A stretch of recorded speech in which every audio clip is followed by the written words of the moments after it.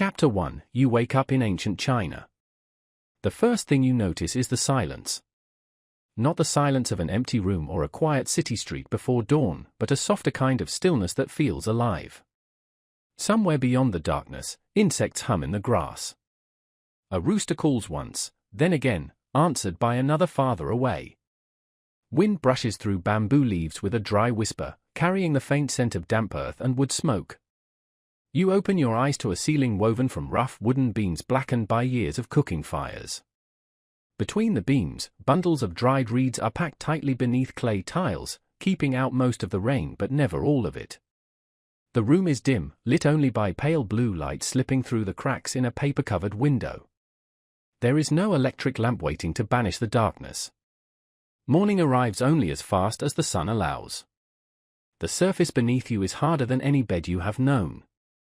A simple straw mattress rests on a raised platform of packed earth and timber. A coarse woven blanket lies across your legs. It smells faintly of smoke, because nearly everything inside this house smells of smoke. The small cooking fire in the center of the home burns almost every day, and over the years it has stained the rafters, the walls, the furniture, and the clothes of everyone who lives here. You sit up slowly. The air is cool enough that your breath hangs for a moment before disappearing. Outside, the village is already beginning to stir. You hear footsteps on the packed dirt road. Wooden buckets knock gently against each other as someone carries water from the communal well. A child laughs before being quickly hushed by an older voice. Somewhere nearby, a dog barks once, then settles again. Without clocks, alarms, or calendars hanging on walls, the entire rhythm of life follows the sky. Sunrise is not simply beautiful. It is the signal that another day's work must begin. As your eyes adjust, the room becomes clearer. The house is small, built from timber frames filled with packed earth and clay. The floor is hard and cool beneath your feet. Against one wall stand a few simple shelves holding clay bowls, woven baskets, and several carefully folded garments. A wooden chest contains nearly everything the household owns that can be carried: spare clothing, family keepsakes, perhaps a few important documents if fortune has smiled upon them. Nothing here exists purely for decoration. Every object has a purpose. Every possession represents countless hours of labor. You push open the wooden door. Morning mist hangs low over the fields beyond the village. The rising sun paints the eastern sky with soft shades of gold and pale orange. Thin columns of smoke drift upward from dozens of homes, blending gently with the fog.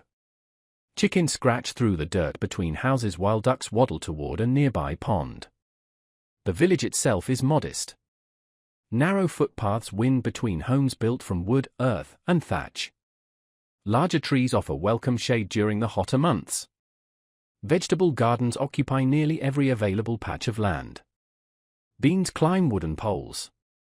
Cabbages spread broad green leaves close to the soil. Scallions sway gently beside rows of herbs grown as much for medicine as for flavor. Beyond the homes stretch the fields. This is where life truly happens. From this distance they appear peaceful, almost beautiful, reflecting the early morning sky like polished mirrors. Yet those shimmering rice paddies demand endless work. They must be flooded, planted, weeded, drained, harvested, repaired, and watched constantly. Every season brings different challenges, and every mistake has consequences measured not in money, but in hunger. For the people who live here, survival begins long before breakfast. You notice the villagers moving with quiet purpose. No one wastes energy. Older men shoulder wooden hoes worn smooth from decades of use. Women carry baskets balanced with practiced ease. Children, some barely old enough to walk steadily, already have responsibilities. One gathers firewood. Another feeds chickens. A third follows an older sibling carrying water far heavier than seems possible. In this world, childhood is brief. Everyone contributes. Everyone must. As you stand watching, an elderly man pauses beside the road. His face is deeply lined, not simply by age but by seasons spent beneath the sun. He nods politely before continuing toward the fields. There is no surprise at seeing another person awake so early. Here, anyone still sleeping after sunrise would quickly earn disapproving looks. Time is precious because daylight is limited. Your clothing feels unfamiliar. Instead of modern fabrics, you wear garments woven from hemp, coarse but durable. They are tied with simple cloth sashes rather than buttons or zippers. Loose sleeves allow freedom of movement while working. Straw sandals protect your feet from rough ground, though they offer little comfort against cold or mud. Nothing is fashionable. Everything is practical. Nearby, someone begins preparing the morning meal. The aroma reaches you before you see it. Steaming millet porridge bubbles gently inside a clay pot suspended above the fire. Rice, so closely associated with China today, is valuable enough that many farming families eat it sparingly depending on where they live and what they grow. Millet, wheat, barley, or simple vegetable soups often appear more frequently on ordinary tables. Flavor comes from onions, garlic, fermented sauces, wild greens, and whatever the season provides. The meal is modest. There is no overflowing table. No sweet pastries. No coffee waiting to wake tired minds. Only enough food to provide strength for another demanding day. As the sun climbs higher, the village grows louder. Axes strike wood in measured rhythm. Oxen snort impatiently as they are led toward the fields. Geese argue noisily beside irrigation canals. Wooden wheels creak beneath heavily loaded carts. Smoke rises thicker into the warming air. Life has fully awakened. Looking around, you begin to understand something important. This village is not isolated from history. It is history. The empire beyond these fields may stretch for thousands of miles. Great cities bustle with merchants, scholars, soldiers, and officials. Imperial roads connect distant provinces. Bureaucrats record taxes on bamboo slips or paper. Messages travel between governors and the emperor himself. But none of that matters if villages like this fail. Every grain harvested here helps feed families elsewhere. Every tax collected begins with the labor of farmers.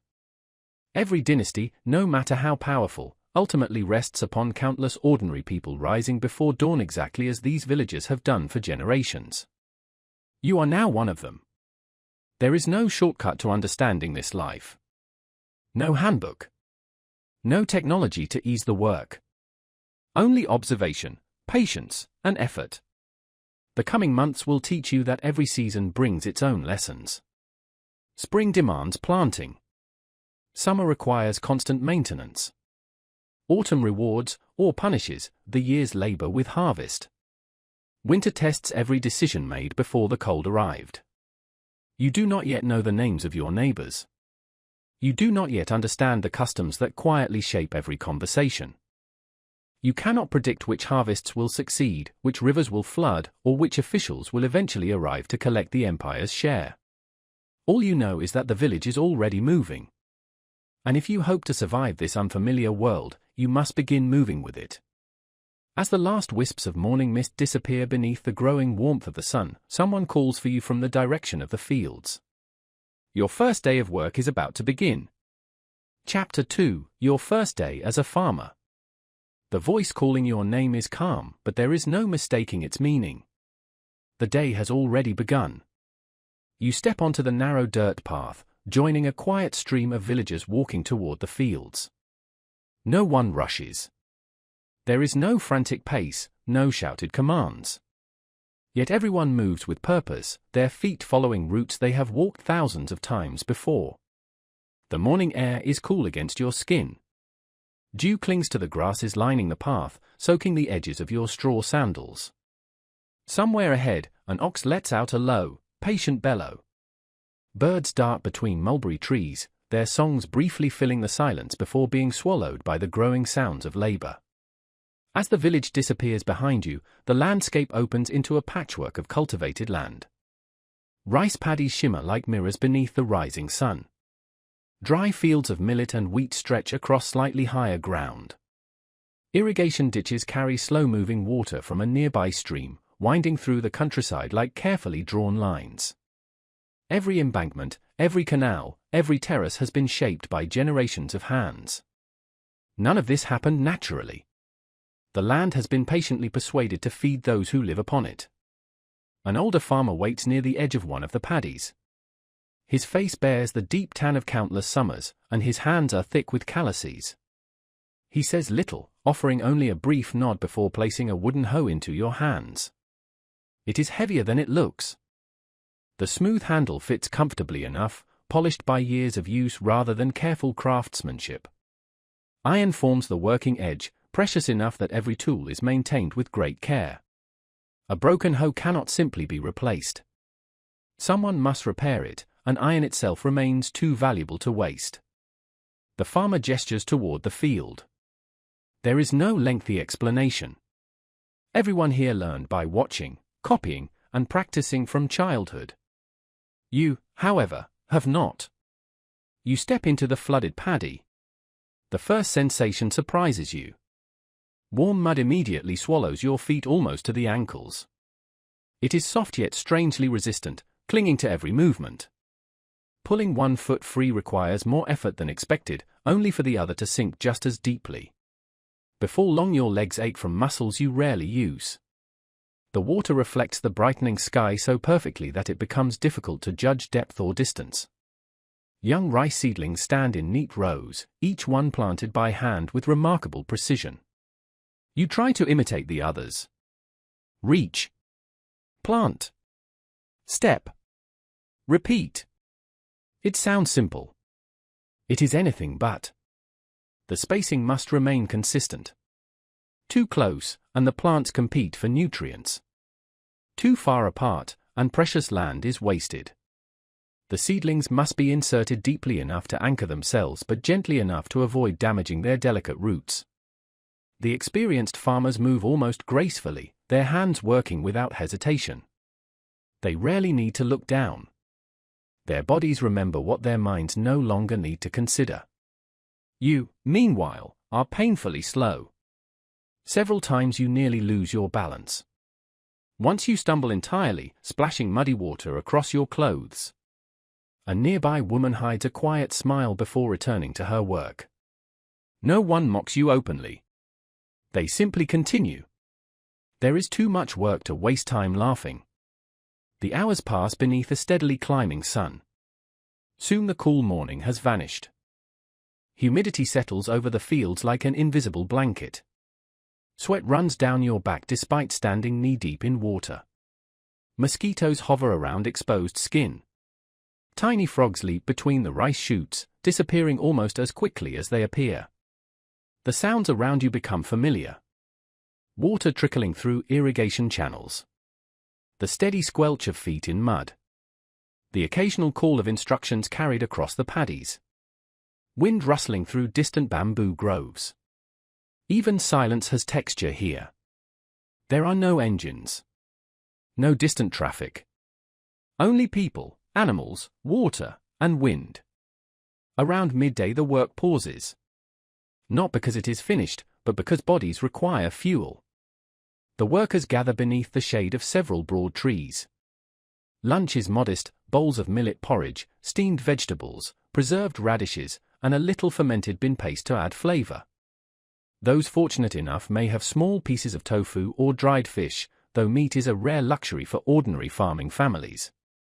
You quickly discover another lesson. Nothing is wasted. Every grain left in a bowl is carefully eaten. Every scrap of food carries value because producing it demanded months of labor. Conversation remains quiet. People speak of the weather more than politics. Clouds gathering over the western hills. A section of irrigation ditch needing repair. An elderly neighbor recovering from illness. The health of the rice. These are not idle topics. They determine whether everyone eats during the coming winter. Someone mentions taxes. The conversation grows softer. Each household owes part of its harvest to the empire. Grain supports soldiers stationed on distant frontiers, officials administering provinces, and enormous public works that seem unimaginably far away from this peaceful valley. For the farmers, however, those taxes are measured in baskets carried away after harvest. What remains must sustain the family until the following year. A poor harvest means difficult choices. A failed harvest can mean starvation. After the meal, work begins again. This time you help repair one of the narrow earth embankments separating two paddies. At first it appears little more than a ridge of packed mud. Then you notice its importance. These walls control the water itself. Too much water drowns young plants. Too little leaves them dry and vulnerable. The entire system depends upon careful balance maintained by constant attention. You kneel beside the embankment, pressing wet earth into weak sections while another farmer smooths the surface using a flat wooden tool. The work seems endless. Because it is. Tomorrow another section will require repair. Next week weeds must be removed. Soon insects will threaten the crop. Later, harvesting will demand even greater effort. There is no final task after which farming becomes easy. The seasons simply change the kind of work that must be done. As afternoon light begins turning golden, the fields slowly empty. The villagers gather their tools with practiced efficiency. Before leaving, several inspect the irrigation channels one final time, ensuring water continues flowing properly overnight. Even while sleeping, the fields remain alive. Walking back toward the village feels strangely satisfying despite your exhaustion. Your clothes are stained with mud. Your shoulders ache. Your hands already show the beginnings of blisters. Yet the landscape now appears different. This morning you admired the beauty of the paddies. Now you understand the effort hidden beneath that beauty. Every reflective pool represents thousands of hours of labor.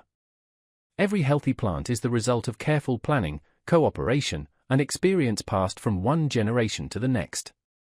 As smoke once again rises from cooking fires, children run to greet parents returning from the fields. Chickens wander freely between houses. Dogs stretch lazily in the evening warmth. The village settles into its second rhythm of the day. Work inside the home. Tools must be cleaned. Animals fed. Meals prepared. Clothing mended. Tomorrow's tasks quietly planned. There are no true days off. Only days when different kinds of work await. As darkness gradually covers the valley and the first stars emerge above the rooftops, you lower yourself onto the same straw mattress where your journey began. Your body is more tired than you can remember ever feeling. And yet, around you, everyone else seems ready to do it all again. Because for them, this was not an unusually difficult day. It was simply another ordinary day in a lifetime of farming. Tomorrow, as your aching muscles begin to understand the rhythm of the land, you will discover that surviving here depends on far more than hard work alone. It depends on the people who share that work with you. Chapter 3: The Family You Depend On. Morning arrives before your body is ready for it. Your shoulders still ache from yesterday's work. Small blisters have formed across your palms, making even the simple act of tightening your clothing uncomfortable. As you sit up on the straw mattress, every muscle reminds you that this life demands far more than you are accustomed to giving. Yet around you, everyone else is already awake. Someone quietly stirs the cooking fire back to life. Dry twigs crackle before thicker pieces of wood begin to burn, sending thin ribbons of smoke upward through the opening in the roof. A pot is placed above the flames, and soon the familiar smell of steaming millet begins filling the room. No one complains about being tired. There is simply too much to do. As the family gathers for breakfast, you begin noticing details that escaped your attention before. The oldest members sit first. Younger adults serve them before serving themselves. Children wait patiently until everyone else has been given a bowl. Respect is not spoken aloud. It is built into every movement. In the world you have entered, the family is far more than the people who share your home. It is your workplace, your safety net, your school, your retirement, your identity. Without it, surviving even a single season would become dangerously difficult. The household itself is larger than you first realized. 3 generations live beneath the same roof.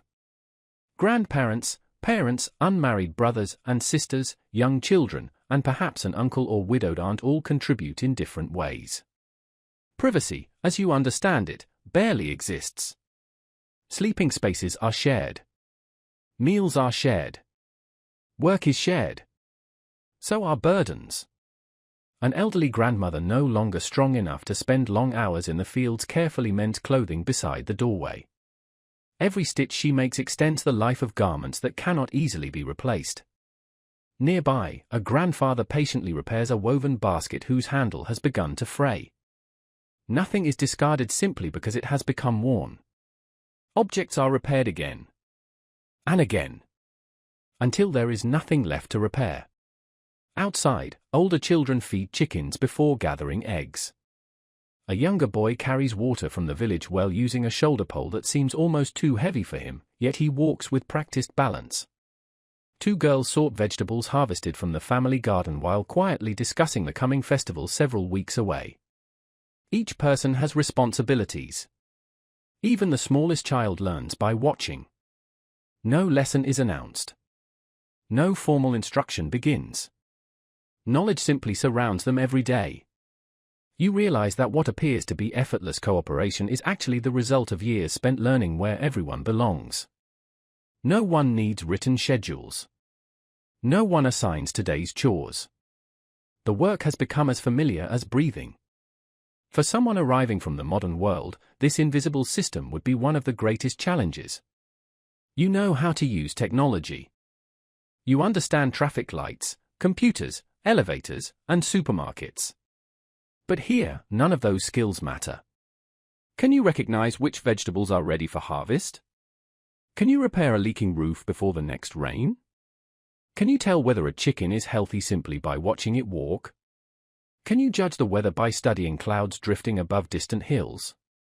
These are the abilities that keep families alive. They cannot be downloaded. They must be learned slowly. As breakfast ends, the household scatters into smaller groups. Some return to the fields. Others remain behind. You stay with those working around the home today. The courtyard behind the house quickly reveals itself as another workplace. Bundles of harvested reeds dry beneath the morning sun. Clay jars stand against one wall, each carefully sealed with cloth and tied with rope. Inside are fermented vegetables, soybeans, grain, or preserved foods prepared months earlier. These stores are not conveniences. They are insurance.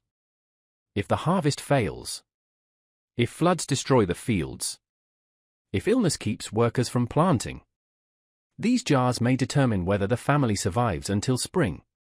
Near the entrance, strips of hemp fiber hang drying after soaking in water.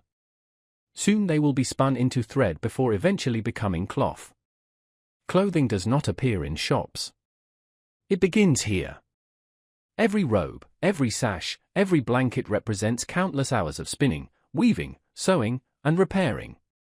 The women of the household work with astonishing speed. One spins thread using a simple spindle that dances effortlessly between practiced fingers.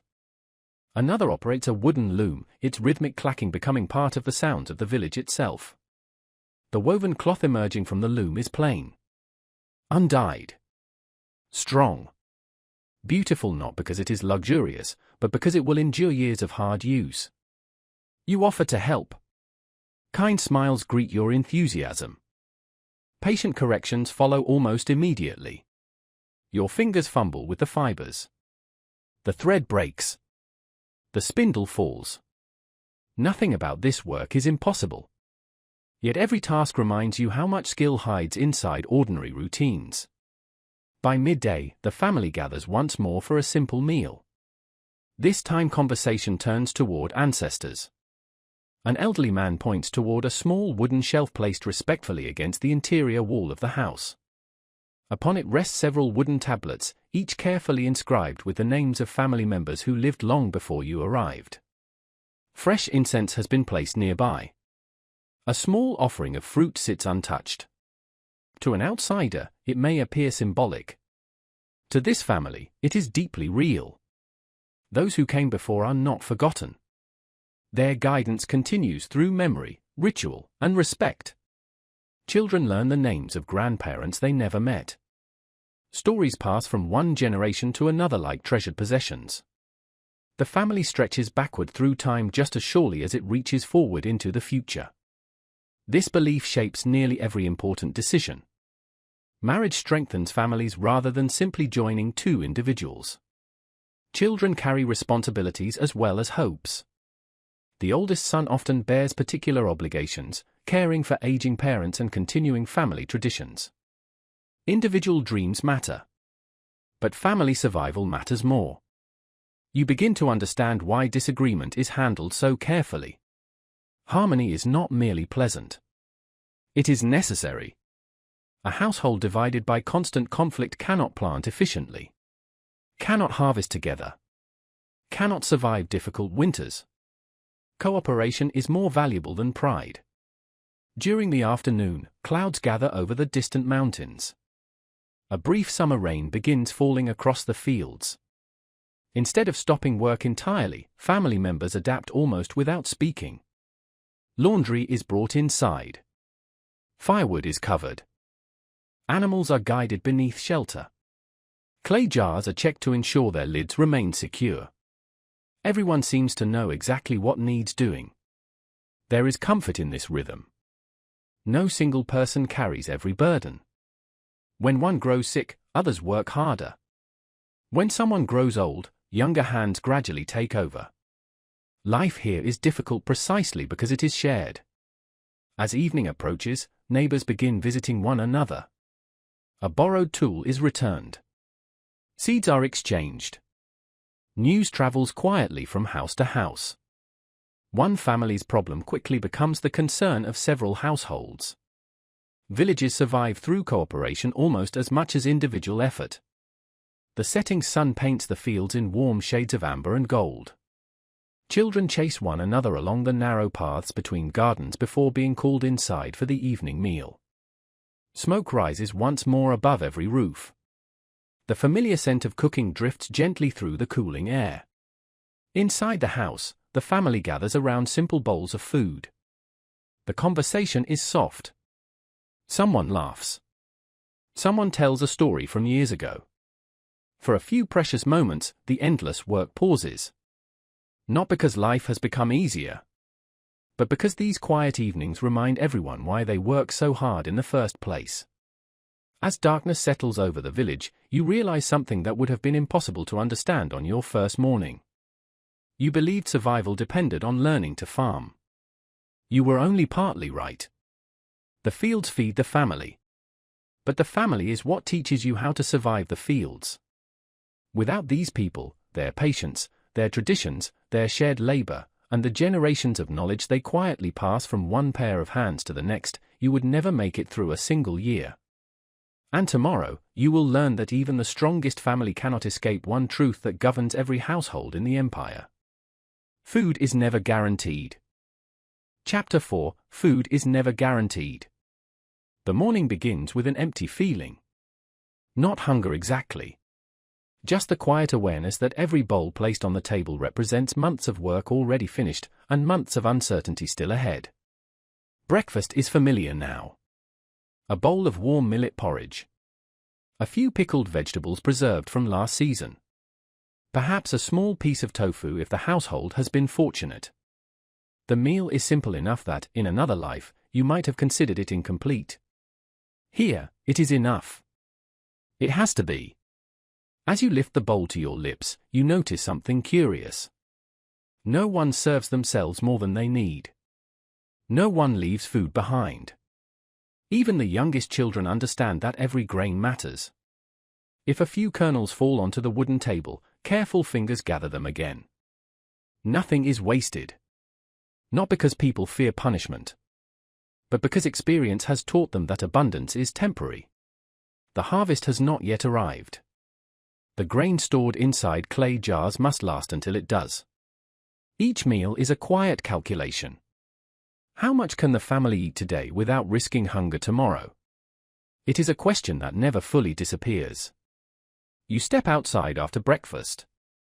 The morning sun shines brightly across the fields, making everything appear peaceful.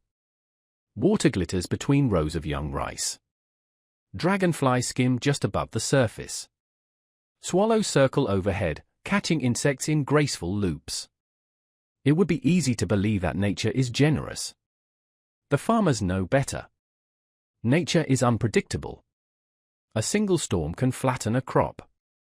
A month without rain can crack the earth. Too much water kills just as surely as too little. The difference between comfort and starvation may be measured by only a few weeks of weather. As work begins, you spend the morning removing weeds from between the rice plants. The task seems endless. You crouch in the warm water, pulling unwanted plants one by one from the soft mud. Each weed competes with the rice for sunlight and nutrients. Left alone, thousands of tiny plants could quietly reduce the harvest. No machine performs this work. Only hands. Thousands upon thousands of careful movements. As you work, an older woman explains something with a gentle smile. The rice is not yours. Not entirely. Part of it already belongs to the empire. Another portion must be saved as seed for next year. Some will be exchanged for tools, salt, cloth, or other necessities. Only what remains can be eaten. The realization settles quietly. The field may look full. Yet much of its future harvest is already spoken for. By midday, the sun hangs almost directly overhead. Heat rises from the water around your legs. Your clothes cling to your skin with sweat. The family pauses beneath the shade of a willow tree to share lunch. Today's meal is thinner than yesterday's. The porridge contains more water than grain. No one comments on it. Everyone understands why. The stored grain must stretch a little farther. Children accept their bowls without complaint. Their parents quietly watch to ensure everyone receives enough. The elderly eat slowly. Not because they are weak, but because they have lived through years when there was far less. Their memories guide every decision. They remember floods, locusts, harsh winters, poor harvests, years when entire villages survived only because neighbors shared what little they had. Those memories remain long after the hunger itself has passed. Later in the afternoon, you visit one of the family's storage buildings. It is smaller than you expected. Inside stand several large clay jars carefully sealed against insects and moisture. Bundles of dried beans hang from wooden rafters. Strings of garlic and onion sway gently in the warm air. Baskets hold millet, wheat, and whatever grain remains from the previous harvest. Everything has been counted. Everything has a purpose. A family member carefully opens one of the jars. Only enough grain for the next few meals is removed before the lid is sealed tightly again. Moisture. Mice. Insects. All are enemies. Losing food after harvest can be almost as devastating as losing it before. You begin to understand why storage is considered a skill equal to farming itself. Growing food is only half the challenge. Keeping it edible through every season is another. Outside, several children gather wild greens along the edge of a nearby stream. They move carefully, learning from an older sister which plants are safe and which should never be touched. Knowledge of the landscape extends beyond cultivated fields. The forest provides mushrooms after rain. The river offers fish when luck is kind. Mulberry trees produce fruit. Chestnuts fall during autumn. Wild herbs become medicine. Nothing is ignored. Every resource matters. Foraging is not recreation. It is part of survival. As summer deepens, insects become more active. You notice farmers examining leaves for signs of damage. Tiny caterpillars. Beetles. Grasshoppers. Any one of them, in great enough numbers, can threaten months of work. There are no chemical pesticides. Protection comes through observation, experience, and constant attention. The fields are never simply left alone. Someone is always watching. Toward evening, clouds begin gathering along the horizon. A welcome rain, perhaps. Or something worse. The villagers pause to study the sky. Years of experience allow them to notice details invisible to you. The direction of the wind.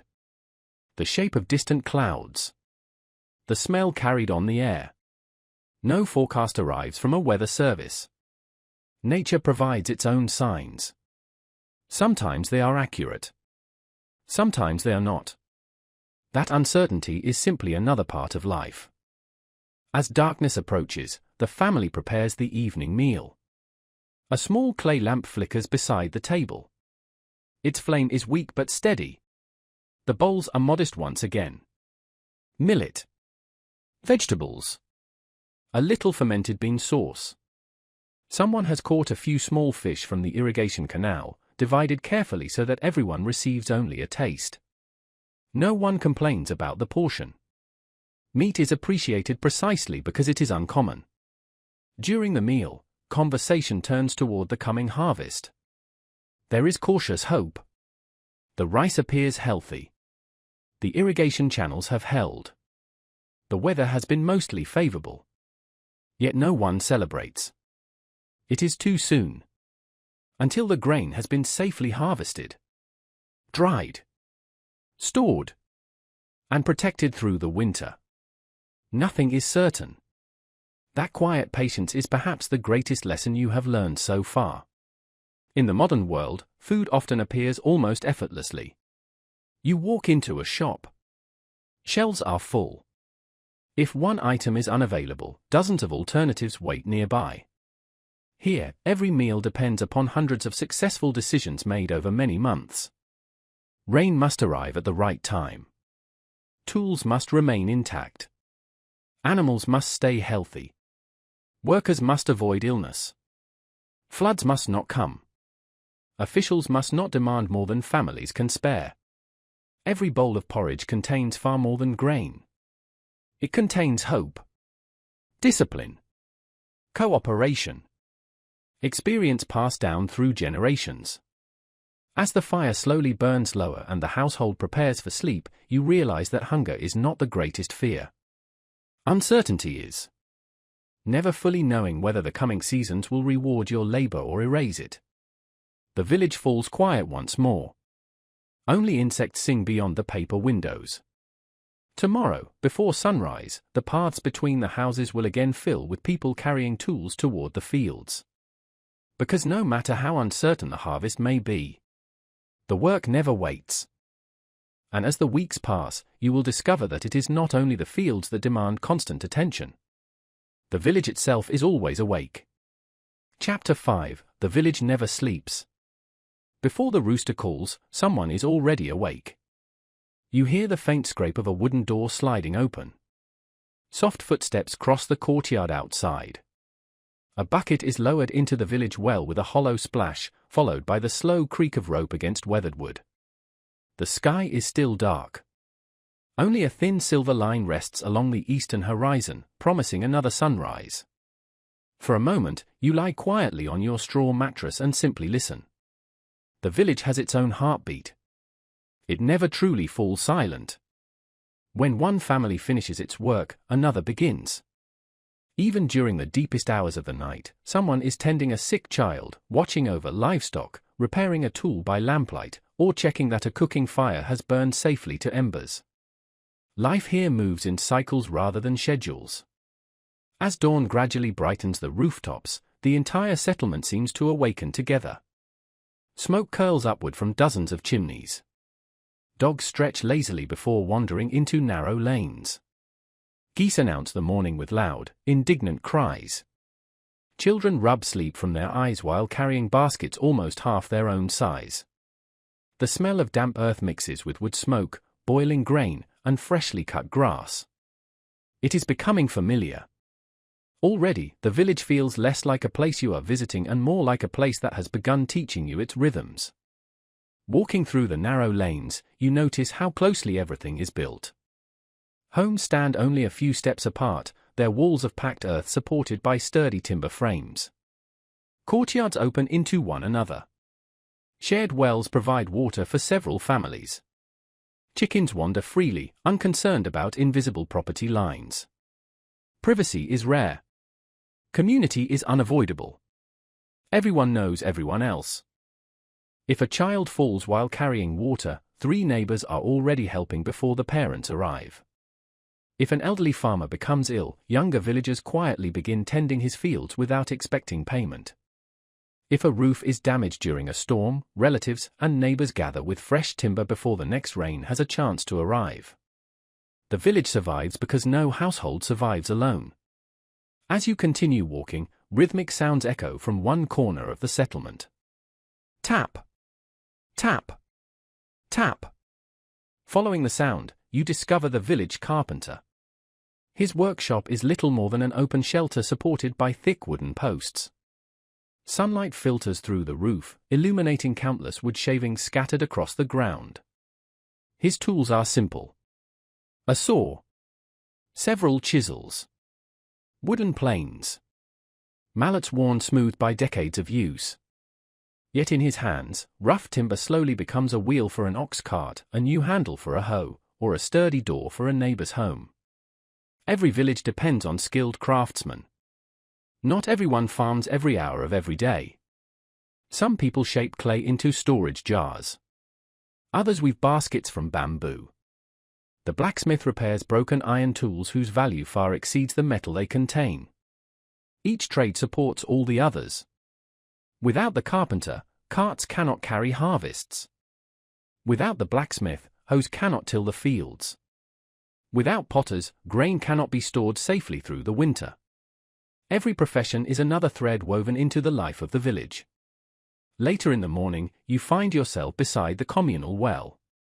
It is far more than a source of water. People gather here to exchange news while filling buckets. Someone speaks of a relative in a neighboring village. Another mentions a merchant expected to arrive within a few days. A grandmother quietly shares advice with a young mother caring for her first child. Children laugh as they chase one another around the stone edge of the well before being gently reminded not to spill precious water. Information travels almost entirely by word of mouth. There are no newspapers. No letters arriving every morning. No messages carried instantly across great distances. News moves at the speed of walking horses and traveling merchants. Sometimes it arrives days late. Sometimes weeks. Yet the village never feels disconnected. Its world is simply measured differently. Toward midday, you help repair a section of the road leading toward the fields. Heavy spring rains have washed away part of the packed earth, leaving deep ruts where cart wheels struggle to pass. Dozens of villagers arrive carrying baskets filled with stones and fresh soil. No official orders them to come. The road belongs to everyone. So does the responsibility. You work beside people of every age. An elderly man carefully places larger stones. Teenagers carry heavier loads from the nearby stream. Children smooth loose soil using flat wooden boards. The repair becomes almost effortless because so many hands share it. Watching them, you realize that survival here depends less upon extraordinary strength than upon extraordinary cooperation. One person alone could never maintain an entire village. Together, the work finishes before the afternoon sun reaches its highest point. As the day grows warmer, you hear another familiar sound. The steady clack. Clack. Clack. Of a loom. Inside several homes, women continue weaving cloth while keeping one eye on young children playing nearby.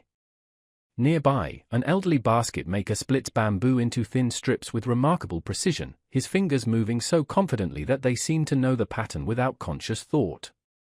Everywhere you look, something useful is being created. A rope. A basket. A wooden rake. A fishing net. A pair of sandals. Nothing is idle. Sit silently while listening to tales passed down from generations before. A young man carefully twists hemp fibers into strong rope for tomorrow's work. Outside, the stars slowly fill the sky. Without city lights, the heavens seem impossibly vast. The pale band of the Milky Way stretches overhead like a river of light, guiding travelers and reminding everyone how small a single village truly is. Even now, someone is standing watch over livestock. Someone is tending a feverish neighbor. Someone is preparing grain to be ground before sunrise. The village sleeps. But it never completely rests. Lying once again upon your straw mattress, you finally understand why life here feels so different from the world you left behind. In your own time, many tasks are hidden. Electricity arrives without thought. Water flows from a tap. Food appears on supermarket shelves. Roads repair themselves through workers you never meet. Here, every necessity has a face. You know who grows your food, who repairs your roof, who shapes your tools, who carries water beside you every morning. The village is not simply a collection of houses. It is a living web of relationships, obligations, and shared knowledge that quietly supports every life within it. As sleep slowly overtakes you, another realization settles into your mind. The village may govern your everyday life. But beyond these quiet fields lies something even larger. An empire whose officials know your harvest, record your name, and, before long, will expect something in return. Tomorrow, you will meet the bureaucracy that quietly controls almost every aspect of your life. Chapter 6: The bureaucracy that controls your life. Several days pass before you first see an imperial official. You know he is coming long before he arrives. The news travels from village to village with remarkable speed. A farmer returning from the neighboring settlement mentions seeing government clerks on the main road. A merchant confirms the report. By evening, nearly everyone in your village is quietly preparing. No one seems frightened. But everyone becomes more careful. The village itself changes almost overnight. Paths are swept clean. Broken fences are repaired. Storage jars are checked once more. Documents that have been carefully wrapped in cloth are taken from wooden chests and examined by the household elders. You watch all of this with curiosity. The official has not yet appeared. Yet it already feels as though the empire has entered the village. When dawn finally breaks, you notice a small group approaching along the dusty road. Unlike the farmers around you, these men carry themselves differently. Their robes are cleaner. Their hands show fewer signs of field work.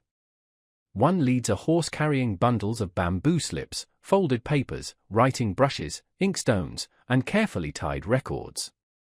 Another walks with measured confidence, speaking quietly with the village headman before anyone else. There is no grand procession. No line of soldiers. No display of overwhelming force.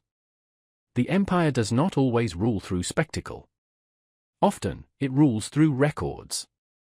You soon learn that names have great importance. Every household is known. Every family is expected to be counted.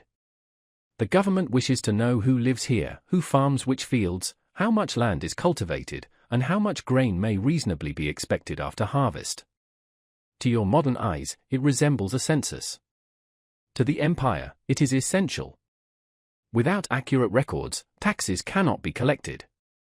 Labor cannot be organized. Military service cannot be assigned when needed. The strength of the empire depends not only on armies but on information. The village headman greets the officials with deep respect. He knows every family personally. He settles disputes, coordinates communal work, relays orders from higher authorities. Though he still farms like everyone else, he also serves as the bridge between ordinary villagers and distant administrators whom most people will never meet. Watching him speak with the clerk, you notice something remarkable. Almost every detail is written down. A brush glides smoothly across paper with practiced precision. The characters appear elegant, each one formed through years of disciplined training. You recognize none of them. For the first time, you begin to appreciate how powerful literacy can be. The ability to read and write is far more than an intellectual skill. It opens doors into government service. It preserves laws. It records taxes. It carries imperial commands across thousands of miles. Most farmers, however, never learn more than a handful of characters. Their education is the field. Their expertise lies in seasons, soil, and water. Nearby, one family presents records showing that a son has recently married into another household. Another explains the death of an elderly relative during the previous winter. births, deaths, marriages, land transfers. Every change matters. The empire is patient. Its memory is written. As the morning continues, discussion turns toward taxes. No one argues that taxes should exist. They are simply accepted as another fact of life, much like rain or winter. The question is only how much can be paid. Part of the harvest belongs to the state. Grain may be collected. Sometimes cloth. Sometimes labor instead. The exact requirements vary depending on the dynasty, the province, and the circumstances of the year. For farming families, taxes are not abstract numbers. They are baskets of grain carried away after months of exhausting work. Watching several villagers measure stored grain into official containers, you feel the weight of the exchange. The grain leaving these homes will feed soldiers guarding distant frontiers, officials administering counties, workers repairing roads, canals, and city walls. Some may eventually reach the capital itself. Though your village feels isolated, it quietly supports an empire stretching farther than the eye can imagine. After the collections are completed, another announcement follows. A section of the main irrigation canal several days away requires repairs after recent flooding. Several households must provide labourers for the project. The room grows noticeably quieter. This is not punishment. It is obligation. Across imperial China, many large public works depend upon ordinary people contributing labor for a period each year. Roads, canals, river embankments, storehouses, bridges. These enormous projects could never exist without countless villagers giving weeks of their time. For some, the work offers a chance to see lands beyond their home valley. For others, it means leaving family behind during important farming seasons. Either way, refusal is rarely an option. You imagine yourself traveling far from the village. Not as a tourist. Not by choice. But because the empire requires your hands elsewhere. The realization is strangely humbling. Your life belongs partly to your family, partly to your village, and partly to the state. As midday approaches, the officials pause for a meal beneath the shade of several elm trees. They eat food little different from everyone else's. Steamed grain, vegetables, tea. Watching them laugh quietly among themselves, you remember that they, too, are ordinary people. Most are not wealthy nobles.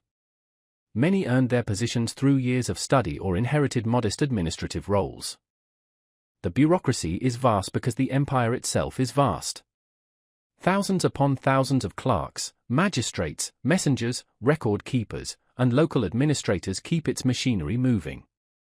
Few will ever become famous. Yet together, they hold one of history's largest civilizations together. Later that afternoon, you help the village headman return several heavy record books to their storage chest. He handles them with extraordinary care. Water could ruin them. Fire could erase decades of memory. A missing record might create disputes over land, inheritance, or taxes years into the future. Paper is light. Its consequences are not. Before sunset, the officials prepare to leave. Their horse is loaded once more. Bundles of documents are carefully secured.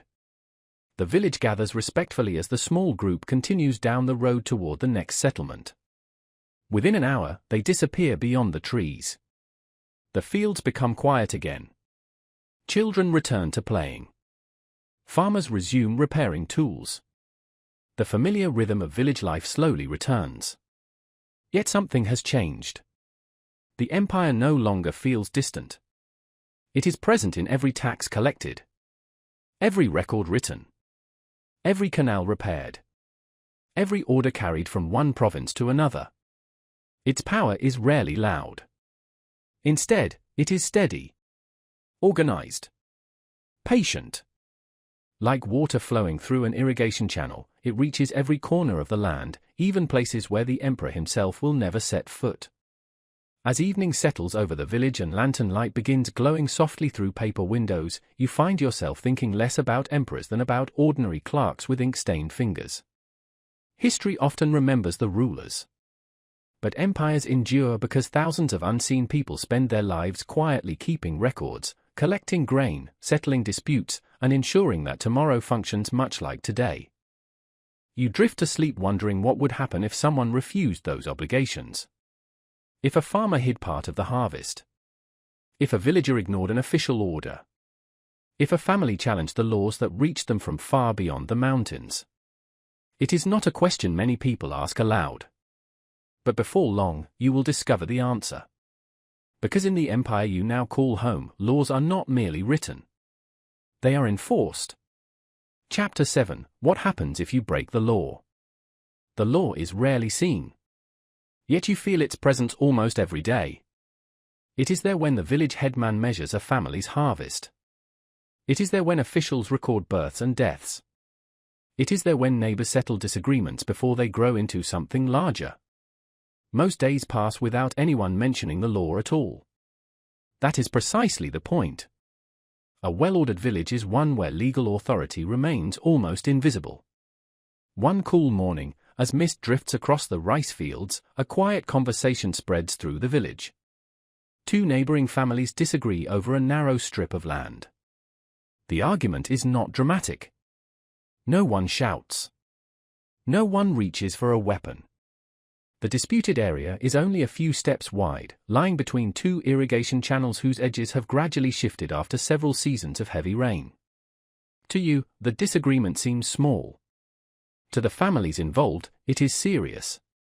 A single row of rice plants may provide enough grain to feed someone for weeks. Land is life. Even the smallest boundary matters. Rather than allowing the disagreement to continue, both families ask the village headman for help. He walks the field slowly. He listens more than he speaks. Several elderly farmers accompany him, pointing toward old embankments and remembering where the original boundary once stood. Memory itself becomes evidence. People who have worked these fields for decades carry maps in their minds. Only when everyone has spoken does the headman offer his decision. Neither family appears completely satisfied. Both accept it. The work of the season is too important to waste on endless conflict. Watching this unfold, you begin to understand that many disputes never reach an imperial court. Most are settled long before they travel beyond the village. Harmony is valued because conflict weakens everyone. A quarrel delays planting. Distracts workers. Damages trust. The greatest victory is often preventing a disagreement from growing larger. Later that week, you travel with several villagers to the nearest market town. It is larger than your own settlement, its streets busier and its buildings more substantial. Here, government authority is easier to see. The county office stands behind a broad wooden gate. Its walls are freshly whitewashed. A tall flag flutters gently above the entrance. Villagers pass by with quiet respect. Few have any desire to step inside.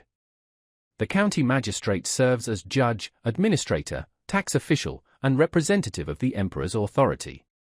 He oversees disputes, hears accusations, records legal decisions, and ensures imperial policies are carried out throughout the district. To the people living nearby, he is likely the highest-ranking official they will ever meet. Fortunately, most never do. For ordinary farmers, appearing before the magistrate usually means that something has gone terribly wrong. You pause outside the building while waiting for a merchant. Several people quietly enter through the gate. A woman carrying documents wrapped carefully in cloth. Two farmers accompanied by witnesses. A messenger leading a tired horse. Life continues calmly around them. The marketplace remains lively. Children chase one another between stalls. Vendors call out the prices of vegetables and pottery. Yet behind those gates, important decisions are being made. Justice in ancient China is not identical to the systems you know today. The magistrate is expected to investigate carefully. Witnesses are questioned. Documents are examined when available. Community reputation carries considerable weight. A person's character, built over many years, may influence how others view their testimony. It is not a perfect system. No legal system ever is. But it reflects a society where relationships, family responsibilities, and local knowledge shape everyday life. As you leave the market, an older farmer shares a quiet piece of advice. The best journey to the county office, he says, is the one you never have to make. His words remain with you. Back in the village, life continues as before. Fields require weeding. Roofs need repair. Children carry water from the well. Yet you now notice how often people avoid unnecessary risks. Tools borrowed from neighbors are returned promptly. Agreements are witnessed by others. Property is respected. Promises matter. Trust is one of the village's most valuable possessions. Without it, cooperation becomes impossible. During the following month, another lesson quietly unfolds. One family's ox falls ill. The animal can no longer pull the plow needed for preparing a field before the next planting. Losing an ox is almost like losing another worker. Without hesitation, several neighboring households offer their own animals on different days. Each family sacrifices a little time. Together, they prevent a much greater loss. No contract is written. No payment changes hands. Everyone understands that one day they may need similar help. Mutual responsibility often accomplishes what legal enforcement alone never could. As summer gradually gives way to the first hints of autumn, you begin noticing something else. The law reaches beyond punishment. It also protects. Roads remain usable because labor is organized. Canals continue carrying water because maintenance is required. Markets operate because merchants trust agreed standards of measurement. Fields remain productive because boundaries are recognized. The law is woven into everyday life much like the irrigation channels crossing the countryside. Most of the time, you scarcely notice it. Until something goes wrong. One evening, while sharing supper with your family, the conversation turns toward honesty. An elderly grandfather tells a story from his own youth. A merchant once left behind a small pouch of coins after purchasing grain. The money could easily have been hidden. Instead, it was returned. Not because anyone was watching, but because reputation lasts longer than profit. In a village where everyone knows one another, trust accumulates slowly. Losing it can take only a single careless decision. As darkness settles outside, you reflect on everything you have witnessed. Before arriving in ancient China, you imagined laws as lists of rules carved into stone. Now you understand something more subtle. Most people do not spend their lives thinking about punishments. They spend them trying to avoid situations where punishment might ever become necessary. Order begins long before a magistrate hears a case. It begins inside the family, continues through the village, and reaches outward to the empire itself. You realize that surviving here requires more than working hard. It requires earning the confidence of those around you. A trustworthy neighbor receives help during difficult seasons. An unreliable one may find himself facing hardship alone. The stars emerge one by one above the quiet rooftops. A cool breeze carries the scent of harvested grain through the village. Tomorrow, many families will begin preparing for another journey beyond these familiar fields. Not to settle disputes. Not to pay taxes. But to trade. For although your village produces much of what it needs, no community can create everything on its own. Soon you will discover the lively markets where the empire's countless roads, rivers, merchants, and travelers quietly bring distant worlds together. Chapter 8: Markets and Trade. Market day begins long before sunrise. The house is awake even earlier than usual. A small oil lamp flickers in the darkness while your family quietly prepares for the journey. Woven baskets are brought down from their shelves. Hemp cords are checked for loose knots. Goods that have taken weeks or even months to produce are wrapped carefully in cloth before being placed inside carrying baskets. Nothing has been packed carelessly. Every item represents valuable labor. A basket of dried beans. Bundles of garlic tied neatly with straw. Fresh vegetables gathered only yesterday. Several carefully woven mats. A length of hemp cloth that took countless hours to spin and weave. Perhaps a few eggs cushioned inside soft straw, protected from every bump along the road. These are not simply possessions. They are opportunities. Soon, they may become salt, iron, lamp oil, needles, medicine, or other necessities the village cannot easily produce.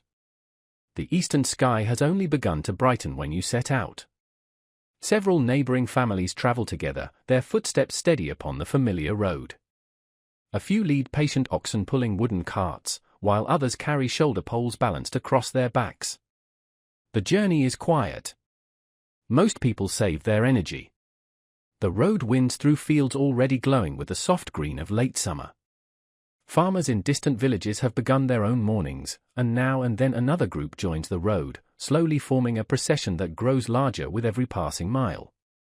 The empire is immense. But on mornings like this, it feels connected by nothing more than narrow roads and determined people. After several hours of walking, the market town comes into view. Long before you reach its gates, you hear it. The low murmur of hundreds of voices. The creak of cart wheels. The rhythmic tapping of craftsmen demonstrating their work.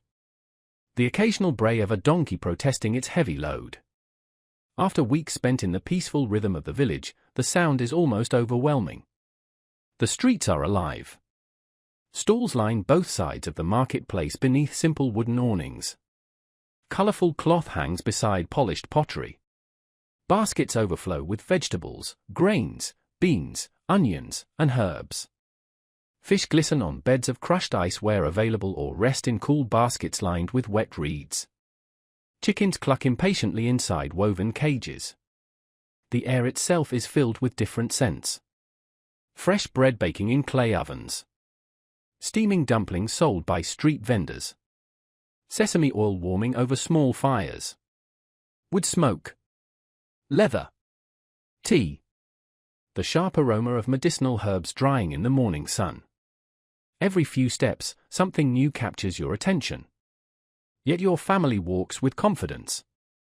They know exactly where to go. They have visited this market many times before. Their first stop is not to buy. It is to sell. A familiar merchant greets your family with a respectful bow. Neither side rushes the conversation. Trade begins with courtesy. The merchant examines the woven cloth carefully, running practiced fingers across its surface. He studies the tightness of the weave, the strength of the fibers, and the evenness of the thread. Quality matters. A poorly made cloth may take just as long to produce, but it commands a much lower value. Eventually, an agreement is reached. The exchange does not always involve coins. Much of the trade around you relies on barter or carefully negotiated values. Grain may be exchanged for salt. Cloth for iron tools. Dried vegetables for lamp oil. Coins exist, and copper cash with square holes can be strung together on cords, but many ordinary transactions still depend upon the direct exchange of useful goods. Everything has value because everything required work. While the adults continue trading, you wander carefully through the marketplace. The variety astonishes you. A blacksmith displays polished sickles and freshly repaired hoes. Each iron blade catches the sunlight, reminding you how precious metal remains. Nearby, a potter has arranged rows of sturdy storage jars whose smooth surfaces reveal years of experience. Further along, a bamboo craftsman demonstrates folding fans, baskets, fishing traps, and delicate cages for songbirds. You stop beside a bookseller. His stall is unlike any other. Stacks of carefully copied texts rest beneath protective cloth. Sheets of paper, brushes, and inkstones lie arranged with remarkable care. Few villagers can afford such treasures. Fewer still can read them. Yet scholars, officials, and ambitious students examine every volume with quiet excitement. Knowledge itself has become something that can travel from one province to another. You realize that ideas move through markets just as surely as grain and cloth. Nearby, an elderly physician has spread medicinal roots, dried flowers, bark, and minerals across a long wooden table. Customers describe their aches and illnesses. He listens patiently before selecting herbs from carefully labeled containers. The smells are earthy, bitter, and strangely comforting. For many families, this market offers their best chance to seek treatment without traveling great distances.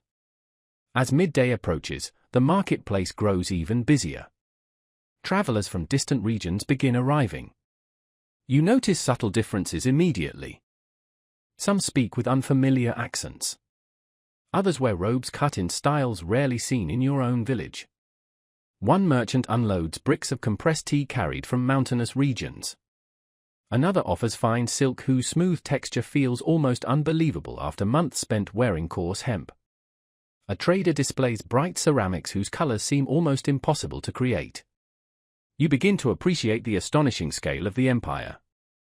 Although you have walked only a few hours from home, goods from hundreds of miles away now surround you. Roads, rivers, canals. Countless merchants connect communities that may never meet face to face. Every object tells a story of travel. The afternoon brings another lesson. A government official quietly walks through the market. He does not interfere with every sale. Instead, he observes. Weights are inspected. Standard measuring containers are checked. Taxes on certain commercial activities are recorded where required.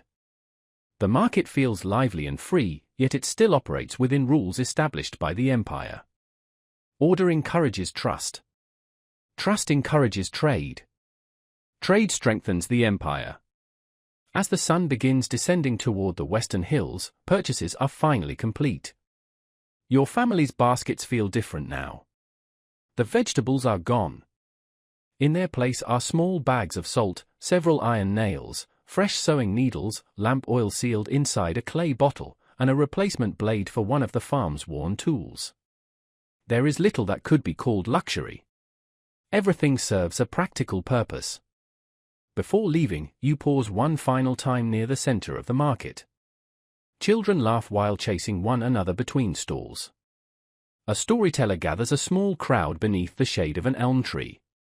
A musician plays a bamboo flute beside a tea cellar, the gentle melody rising above the constant hum of conversation.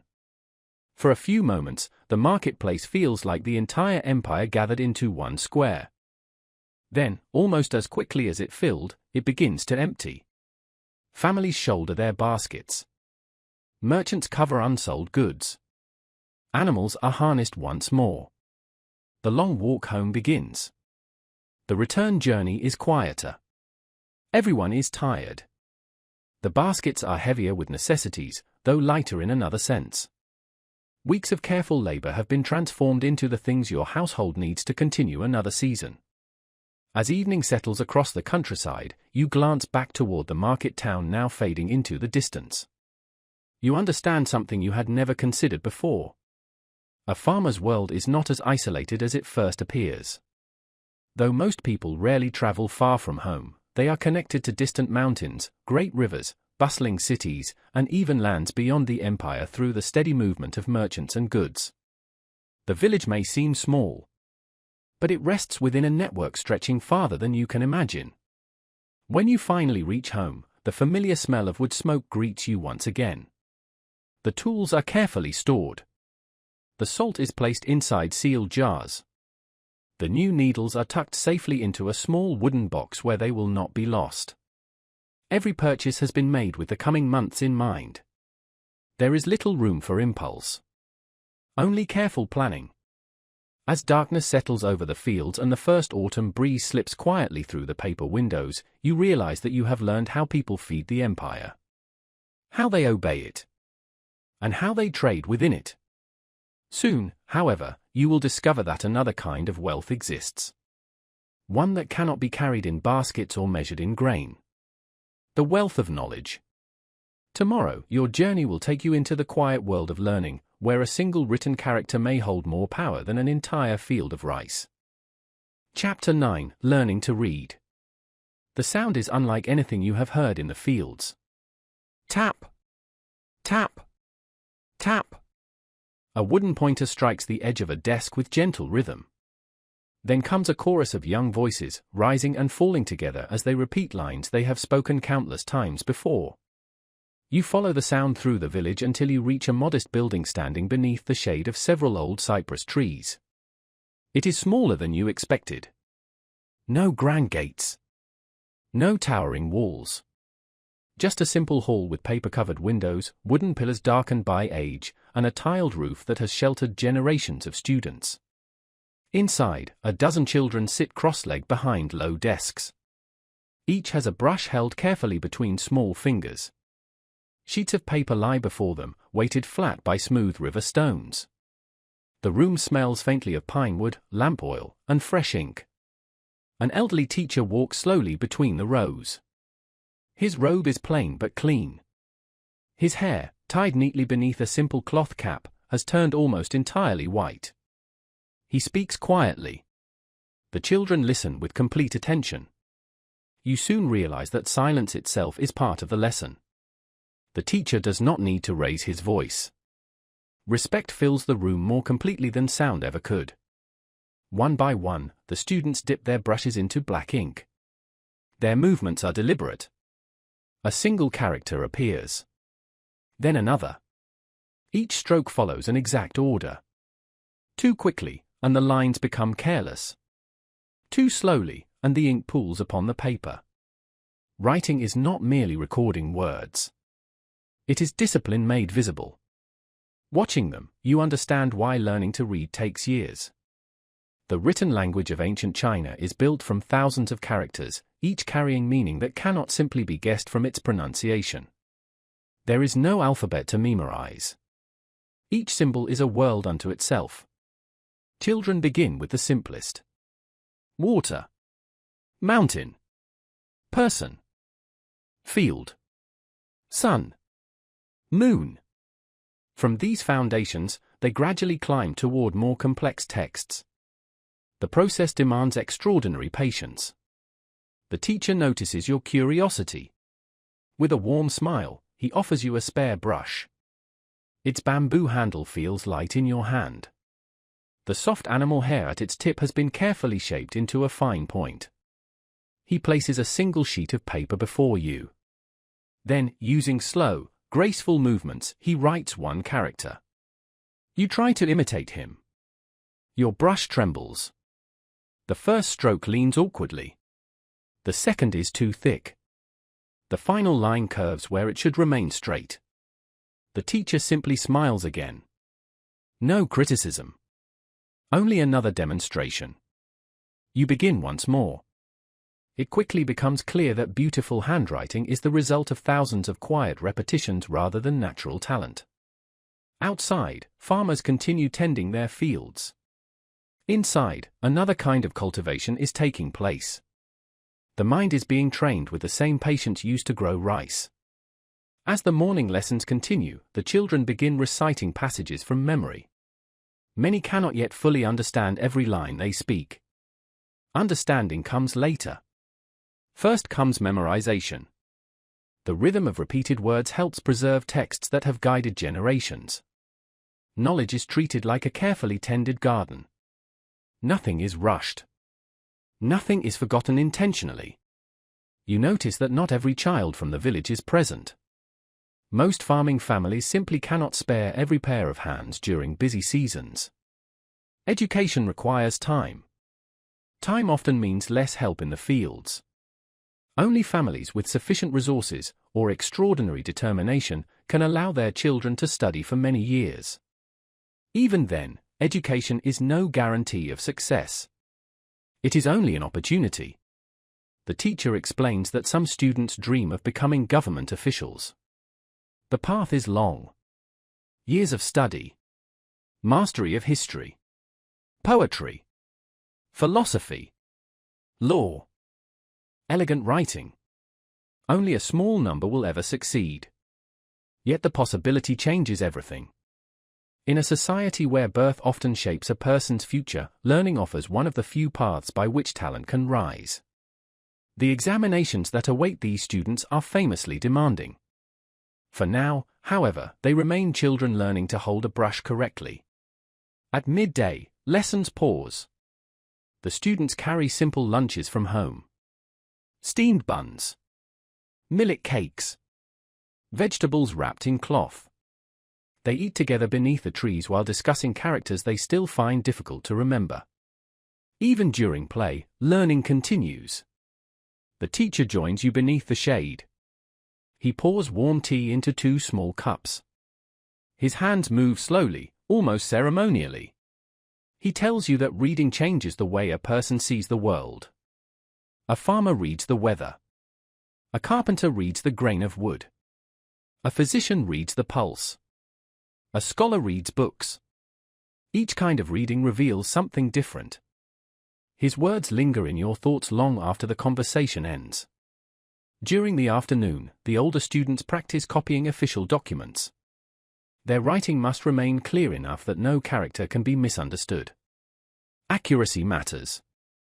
A single misplaced stroke might alter the meaning of a legal record or a tax register. The empire depends upon countless careful hands. Not all of them hold farming tools. Some hold brushes. The sun begins descending toward the western hills. One by one, the students bow respectfully before leaving. Several immediately hurry home to help with evening chores. Their education has ended for the day. Their responsibilities have not.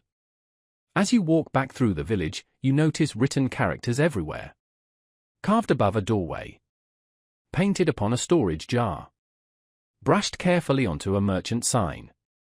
Until today they appeared mysterious. Now they seem alive. Each one carries centuries of memory. Generations have copied these same symbols with remarkable care, allowing knowledge to survive long after individual voices have fallen silent. That evening, sitting beside the cooking fire, you borrow a small scrap of paper from the teacher. With a brush dipped carefully into ink, you attempt the first character once more. It is still uneven. Still clumsy. Yet somehow better than before. The elderly grandfather watches quietly. He nods with gentle approval. No words are needed. Learning, like farming, rewards persistence more than speed. Outside, autumn insects sing beneath a sky crowded with stars. The village gradually settles into sleep. Inside your thoughts, however, something has awakened. You arrived believing survival depended upon strong hands. You have discovered that strong hands built this civilization. But patient minds preserved it.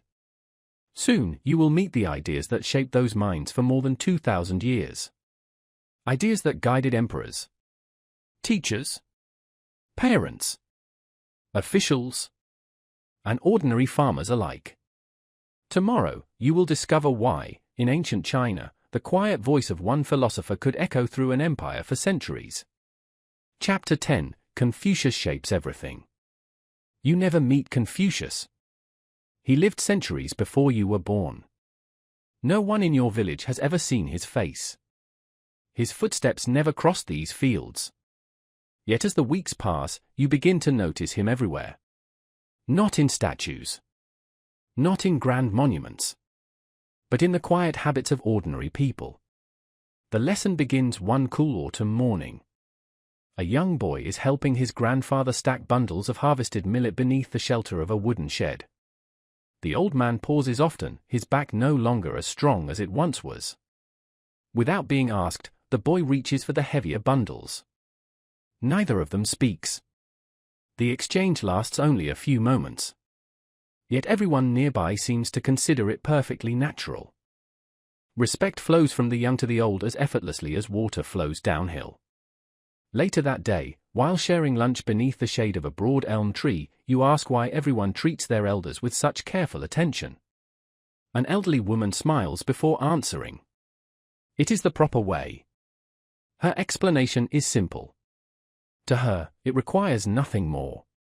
You slowly realize that many of the customs shaping daily life have become so deeply rooted that people no longer question them. They simply live them.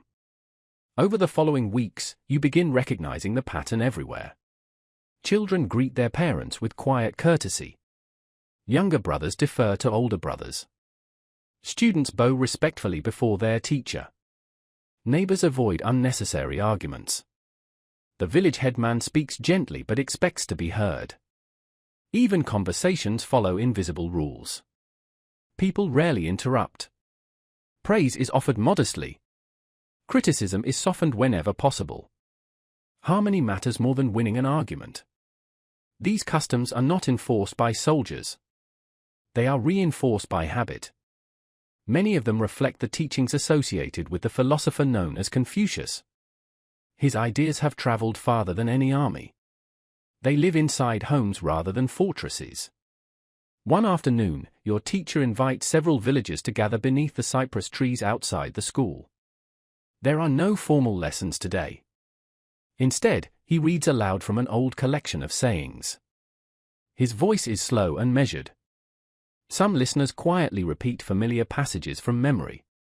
Others simply listen while repairing baskets or mending clothing.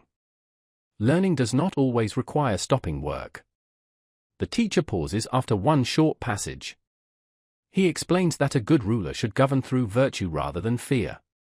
If leaders behave honorably, he says, the people will naturally wish to do the same. You glance toward the village headman standing nearby. He has spent the morning helping repair a collapsed irrigation bank alongside everyone else. No special clothing marks him as important. His authority comes as much from his conduct as from his position. The lesson suddenly feels less abstract. Confucian thought is not concerned only with emperors. It begins with ordinary behavior. A father caring for his children. Neighbors keeping promises. Officials carrying out their duties honestly. Farmers respecting the land that feeds them. Great order grows from countless small acts performed consistently. As autumn deepens, harvest season reaches its busiest days. The entire village works from dawn until dusk. Golden rice bends beneath the weight of ripened grain. Every available hand joins the effort. Children gather fallen stalks. Older women bind bundles with straw. Strong backs carry heavy sheaves toward drying racks. No one commands the work loudly. Everyone already understands what must be done. Watching the harvest unfold, you notice another quiet lesson. People rarely boast about their own effort. Success belongs to the household. To the village. To everyone who contributed. Humility is not merely admired. It is expected. A person constantly praising themselves would quickly lose the respect of those around them. The work itself should speak. One evening, after an especially long day in the fields, your family gathers around the evening meal. The eldest grandfather speaks first. Not because others lack opinions, but because age carries responsibility as well as honor. He remembers harvests from half a century ago. He recalls floods long forgotten by younger generations. When he offers advice, people listen. Not out of obligation alone, but because experience has earned their trust. You think about your own world. New ideas often replace old ones quickly. Technology changes every few years. Fashion changes even faster. Here, continuity is considered a strength. The wisdom of ancestors forms the foundation upon which each generation builds. Progress exists. But it moves carefully. As the moon grows fuller, preparations begin for an ancestral ceremony. The family cleans the house more thoroughly than usual. The ancestral tablets are polished carefully. Fresh offerings are prepared with quiet attention. Nothing extravagant. A bowl of rice. Seasonal fruit. Fresh tea. Simple foods offered with sincere respect. When evening arrives, everyone gathers before the family shrine. Incense burns slowly. Its fragrant smoke rises in thin grey ribbons toward the rafters. Each family member bows in turn. Children watch carefully, learning movements they will one day teach to their own children. The ceremony is peaceful. There is no fear. Only gratitude. You begin to understand that honoring the past also strengthens the present. A family that remembers where it came from is less likely to forget its responsibilities. The teacher later explains another important idea. Every relationship carries mutual obligations. Parents care for children. Children care for aging parents. Rulers protect the people. The people support the state. Teachers guide students. Students honor their teachers through diligent effort. Rights and responsibilities exist together. Neither stands comfortably alone. You notice this balance everywhere now. The blacksmith repairs a poor farmer's broken hoe before accepting payment, trusting that the debt will eventually be repaid. Neighbors share labor during difficult weeks without carefully counting every hour. The village functions because trust has accumulated over generations. No written contract could replace that. As autumn slowly gives way to colder evenings, you realize something surprising. Confucius has become easier to understand precisely because no one spends every day talking about him. His influence is visible in actions rather than speeches. It lives in patience, courtesy, responsibility, humility, respect. These virtues quietly shape nearly every part of village life. Even the empire's vast bureaucracy depends upon them. Officials are expected to study moral philosophy before governing others. Education seeks not only intelligent minds, but honorable character. Whether every official succeeds is another question entirely. People remain human. Some become wise. Others become selfish. Yet the ideal remains.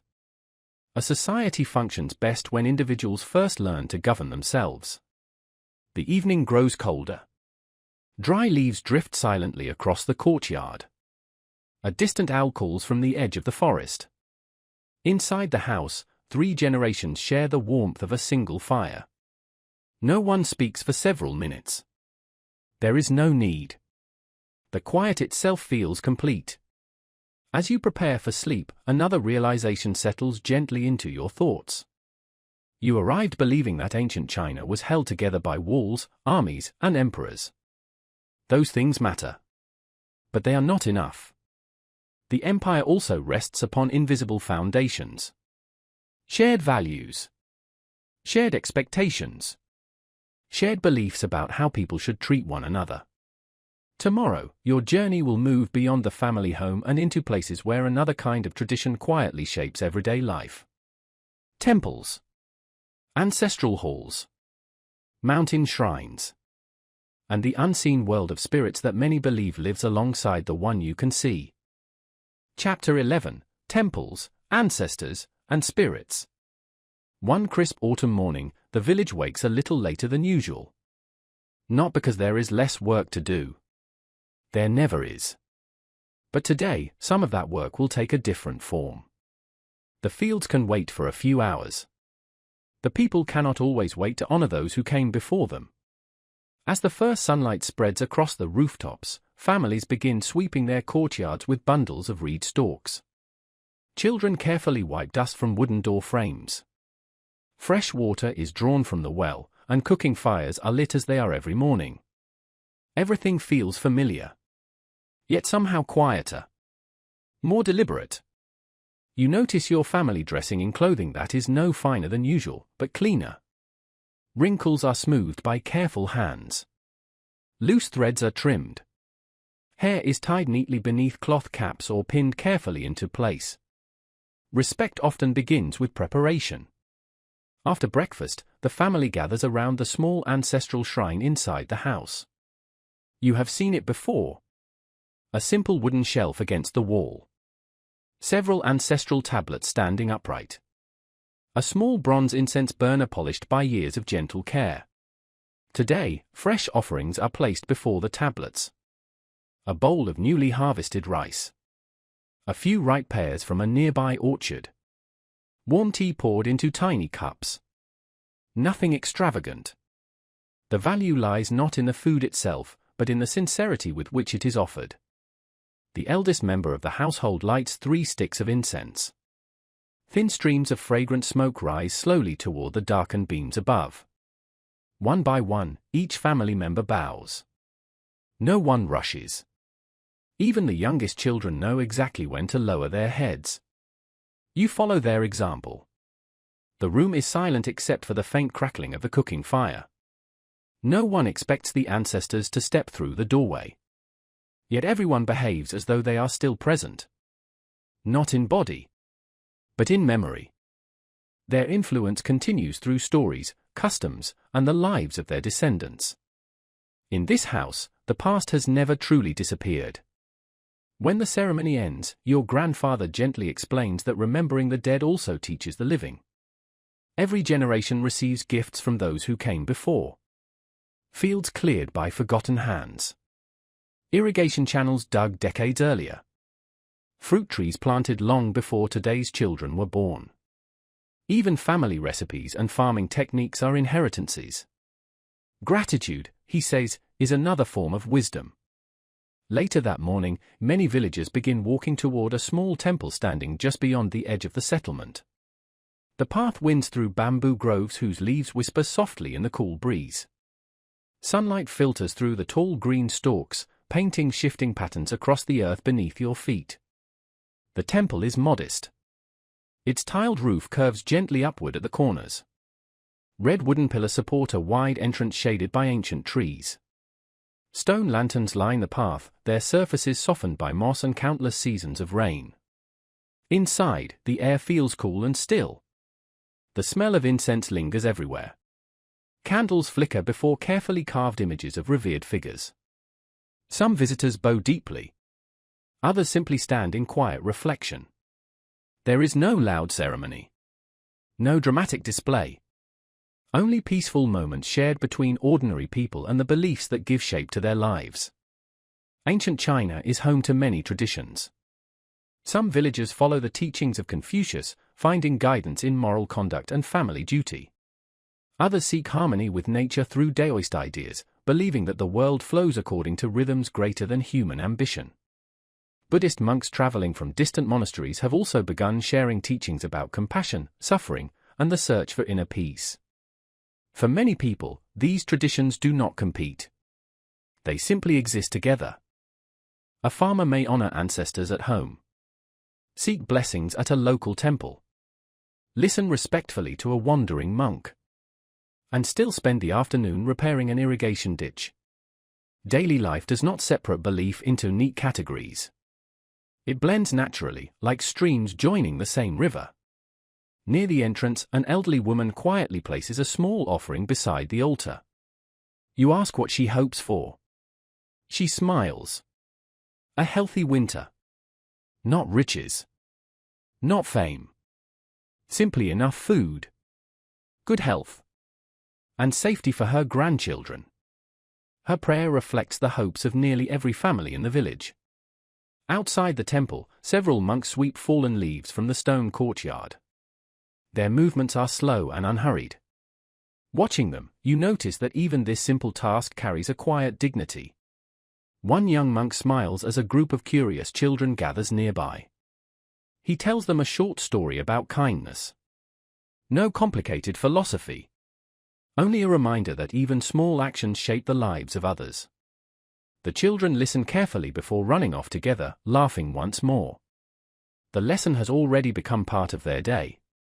As afternoon approaches, you accompany a neighbor into the nearby hills to collect firewood. The forest feels different from the open fields. Cooler. Darker.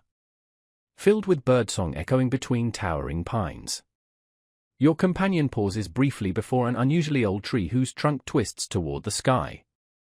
He bows his head almost imperceptibly. You ask why. He shrugs gently.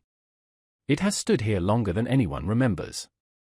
Some places invite quiet respect simply because they have endured. Many people believe that mountains, rivers, forests, and ancient trees possess a spiritual significance that deserves careful treatment. Whether or not every story is literally true matters less than the attitude it encourages. The natural world is not merely a resource. It is something to approach with humility. By late afternoon, thin clouds drift across the autumn sky. The village begins preparing for evening. Smoke rises once more from every chimney. Children return home carrying bundles of kindling gathered throughout the day. Inside the house, your grandmother carefully stores the remaining offerings after the ceremony. Nothing is thrown away. The fruit will be shared. The rice eaten.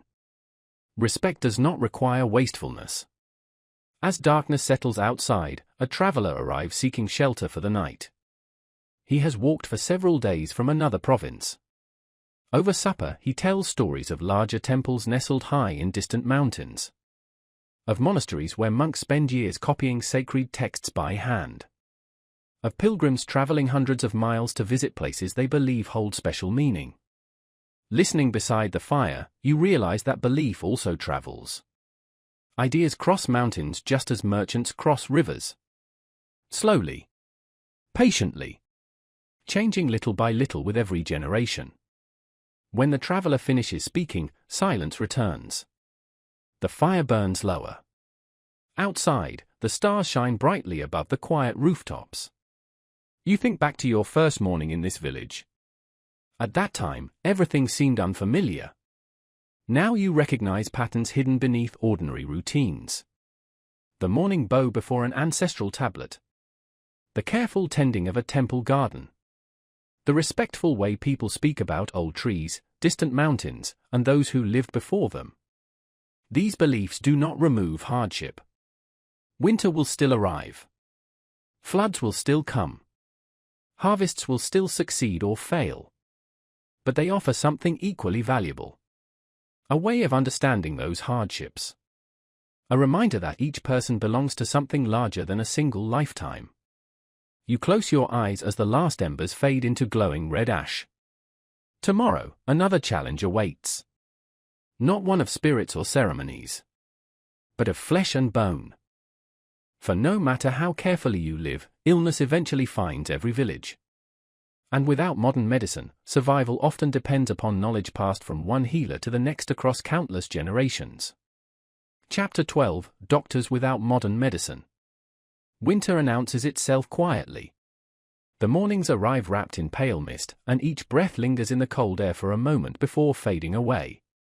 Frost gathers along the edges of the fields, turning every blade of grass white until the first rays of sunlight gently melt it away. The rice has long since been harvested. Most of the heavy work now happens closer to home. Firewood is stacked beneath sheltered roofs. Tools are cleaned and repaired. Clothing is patched once again before the cold deepens. For the first time since your arrival, the village seems almost peaceful. Yet beneath that calm lies another challenge. No season passes without illness. One morning, as you help split firewood behind the house, a worried child runs across the courtyard. His grandmother has fallen sick. Within minutes, several neighbors quietly gather outside the family's home. No one panics. Illness is familiar here. Every household has faced it before. Someone is sent to fetch the village physician. You expect a building resembling a modern clinic. Instead, the healer arrives carrying a simple wooden box suspended from a shoulder pole. His robe is plain. His beard neatly trimmed. His movements calm and deliberate. Years of experience seem to have taught him that hurried minds often overlook important details. Inside the family's home, he kneels beside the elderly woman without speaking for several moments. He first observes her breathing. Then her complexion.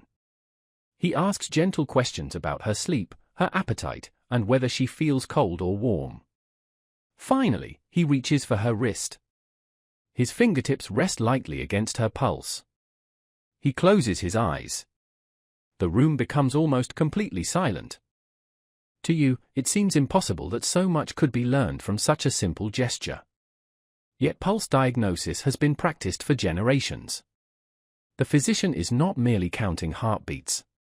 He is searching for subtle qualities that years of study have taught him to recognize. Whether fast or slow, strong or weak, steady or uneven. Each sensation becomes one piece of a much larger picture. When he finishes, he nods thoughtfully. The wooden medicine box opens with a soft creak. Inside are dozens of carefully wrapped packets. Dried roots, leaves, flowers, seeds, pieces of bark, minerals gathered from distant hills. Some ingredients were grown in nearby gardens. Others traveled across provinces through merchants whose journeys connected villages to the wider empire. The physician selects several herbs with remarkable confidence. Each is weighed carefully using a small balance. Nothing is measured carelessly. The family thanks him with deep respect. His knowledge has taken decades to acquire. Outside, as you walk beside him, curiosity finally overcomes you. You ask how he learned so much. He smiles. From another physician. His teacher had learned from someone before him. That teacher from another before that. Knowledge has traveled through generations, much like the irrigation canals carrying water to the fields. Patiently. Continuously. Always flowing. Over the following days, you spend more time observing the physician's work. Not every patient receives the same treatment. A young child with a persistent cough. A farmer whose aching back has grown stiff after years in the fields. A woman exhausted after caring for her family through harvest season. Each conversation begins with careful observation. No two people are treated as though they are identical. The physician speaks often of balance. The body, he explains, functions best when its natural harmony remains undisturbed. Food, sleep, exercise, emotion, weather, all influence health. While modern medicine explains illness differently, you recognize something timeless in his advice. Moderation, rest, attention to daily habits. Many of his recommendations are as practical as they are philosophical. One cold afternoon, you accompany him into the nearby hills. Snow has not yet fallen, but the forest has grown quiet. The leaves have mostly disappeared, revealing twisted branches reaching toward a pale winter sky. He pauses frequently beside unfamiliar plants. Some roots must be gathered only during winter. Certain bark is easier to collect after the sap has slowed. Seeds are harvested only when fully mature. Every season offers different medicines. The landscape itself has become his pharmacy. You realize that a skilled physician must understand nature almost as well as any farmer. The forest is not simply scenery. It is a living collection of remedies waiting for those who know where to look. As the weeks pass, another visitor arrives in the village. A traveling healer carrying thin rolls of cloth and polished bronze needles. Several villagers gather with quiet curiosity. You watch as he demonstrates acupuncture upon a willing patient suffering from long-standing shoulder pain. The tiny needles are placed with astonishing precision. The patient remains surprisingly relaxed. Whether every treatment succeeds, no one can say with certainty. But many people believe deeply in the practice, and generations of physicians continue refining it through careful observation and experience. Ancient Chinese medicine is never only one technique. It is an entire tradition built from herbs, diet, massage, breathing exercises, observation, and accumulated wisdom. Some treatments help. Others likely do little. A few may even cause harm by modern standards. Without laboratories or microscopes, physicians work with the best knowledge available to them. Like every other craft in the village, medicine continues to evolve through patient learning rather than sudden discovery.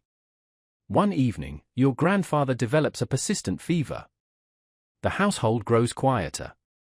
Children play more softly. Meals are prepared with greater care. Neighbors visit carrying small gifts of broth, dried herbs, and encouraging words. Illness belongs to the entire community. No family faces it completely alone. For several anxious days, everyone waits. The physician visits each morning. Fresh herbal decoctions simmer gently over the fire. Warm cloths are changed regularly. The family takes turns remaining beside the old man's bed throughout the night. Gradually, almost imperceptibly, the fever begins to fade. His appetite returns. The first genuine smile appears around the evening meal. Relief settles across the house like the first warm day after winter. Not every story ends this way. The village remembers children lost to disease. Mothers who never recovered after childbirth. Farmers injured beyond healing. Illness remains one of life's greatest uncertainties. Even the wisest physician cannot promise recovery. That uncertainty teaches humility. As winter deepens, you begin noticing how carefully people protect their health. Warm soups replace lighter summer meals. Extra layers of hemp and padded cotton clothing are worn indoors and out. Homes are sealed against cold winds with fresh clay and straw. Work continues, but the pace adjusts to the season. Survival depends not only upon treating sickness, but upon preventing it whenever possible. One night, while snow begins falling softly outside, you sit beside the physician after sharing a simple meal. He studies the dancing flames before speaking. A good healer, he says quietly, hopes to have little work. The sentence surprises you. He explains that the healthiest village is one where people eat wisely, work steadily, respect the seasons, and care for one another before illness becomes severe. Medicine begins long before the patient arrives. His words remain with you long after the fire burns low. Looking around the quiet house, you realize that healing here belongs to everyone. The physician offers knowledge. The family offers care. Neighbors offer support. The patient offers patience. Together, they face whatever winter brings. Outside, snow continues covering the fields in perfect silence. The village seems to be sleeping beneath a blanket of white. But nature has only paused. Before long, it will awaken again. With it will come new challenges. Not illnesses of the body, but hardships carried by the land itself. Because no matter how carefully people prepare, there are some forces that no physician, no farmer, and no emperor can ever truly control. Soon, the rivers will begin to rise. Chapter 13, Floods and Drought. The first signs are easy to miss. Winter loosens its grip one quiet morning when you notice water dripping steadily from the edge of the roof. Frost no longer clings to the fields after sunrise. The air carries the faint smell of damp earth instead of smoke and frozen wood. Spring is returning. The village welcomes it with cautious optimism. Seeds saved through the long winter are brought from their clay jars. Oxen grow restless after months of lighter work. Children chase one another along muddy paths where only weeks ago snow had settled. Life begins again. Yet no one mistakes spring for safety. The oldest farmers watch the sky far more carefully than the calendar. They know that the season bringing life can just as easily bring ruin. Before planting begins, everyone gathers beside the main irrigation canal. The water has swollen with melting snow from distant mountains. Its gentle current during autumn has become stronger now, pressing steadily against the earthen banks. The entire village turns out to inspect it. Men carry shovels across their shoulders. Women weave fresh baskets for hauling soil. Teenagers cut bundles of reeds to strengthen weaker sections of the embankment. Even young children carry handfuls of stones. The canal belongs to everyone. If it fails, everyone suffers. You spend the morning packing wet earth into small cracks along the bank. The work seems almost unnecessary. The canal looks perfectly secure. An elderly farmer notices your expression. Without saying a word, he points toward a faint line in the soil. Barely visible. No wider than your finger. That, he says quietly, is where floods begin. The lesson stays with you. Disasters rarely announce themselves. They begin as small problems ignored for too long. As the weeks pass, planting resumes. The fields once again fill with reflective water. Young rice seedlings are pressed gently into the warm mud. Everything feels wonderfully familiar. The rhythm of farming has returned. Morning work. Simple meals. Quiet evenings. The village breathes with the seasons once more. Then the rain begins. At first, everyone is pleased. The newly planted fields need water. Children laugh while running through puddles. The roofs echo softly beneath steady drops. The streams become lively again. No one complains. For 3 days the rain continues. Then 5. Then 7. The sky never fully clears. Clouds stretch from one horizon to the other like an endless gray blanket. The river beside the village begins climbing higher each morning. You notice it first while carrying water. The familiar rocks along the riverbank have disappeared beneath the current. Several trees now stand with their roots underwater. The water moves faster than before. The older villagers stop smiling whenever they look toward the river. One evening, long after darkness has fallen, a bell rings through the village. Once. Twice. 3 times. Everyone immediately understands. You do not.